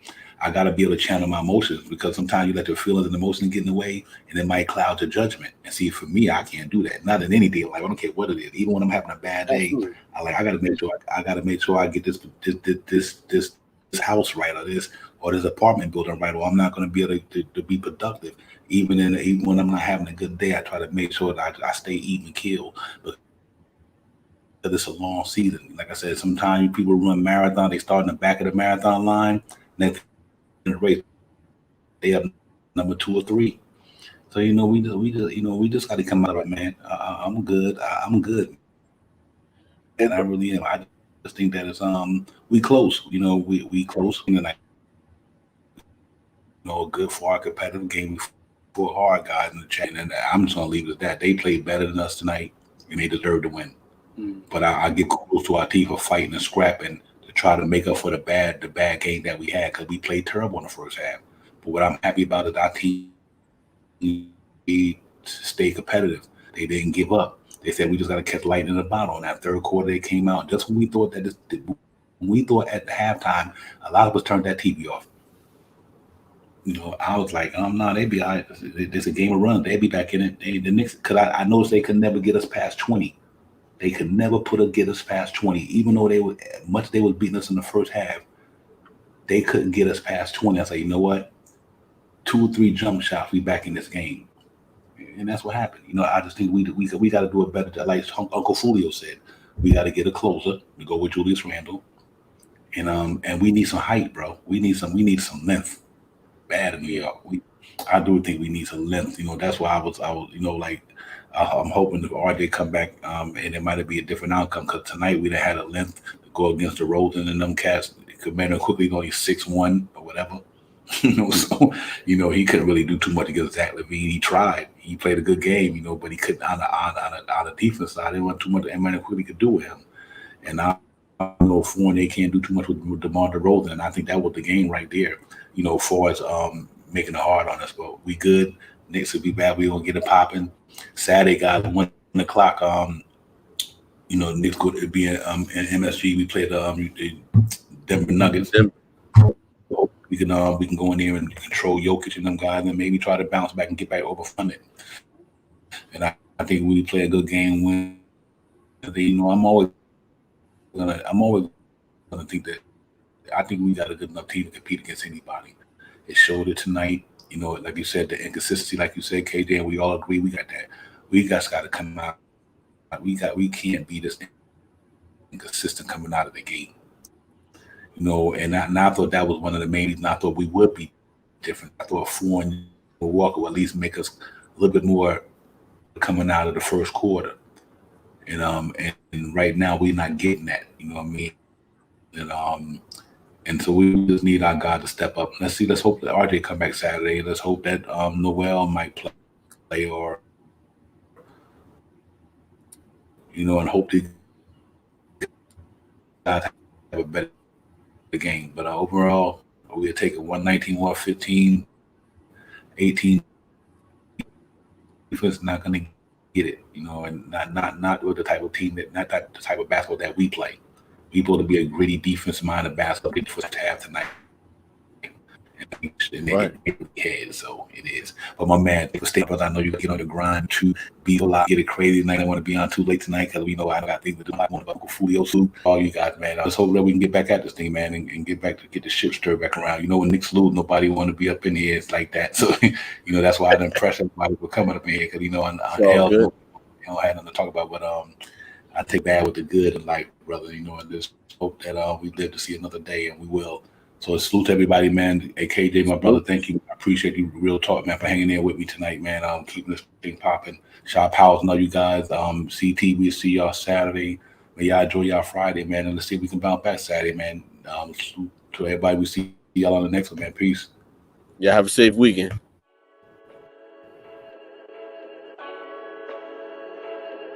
Jamendo.com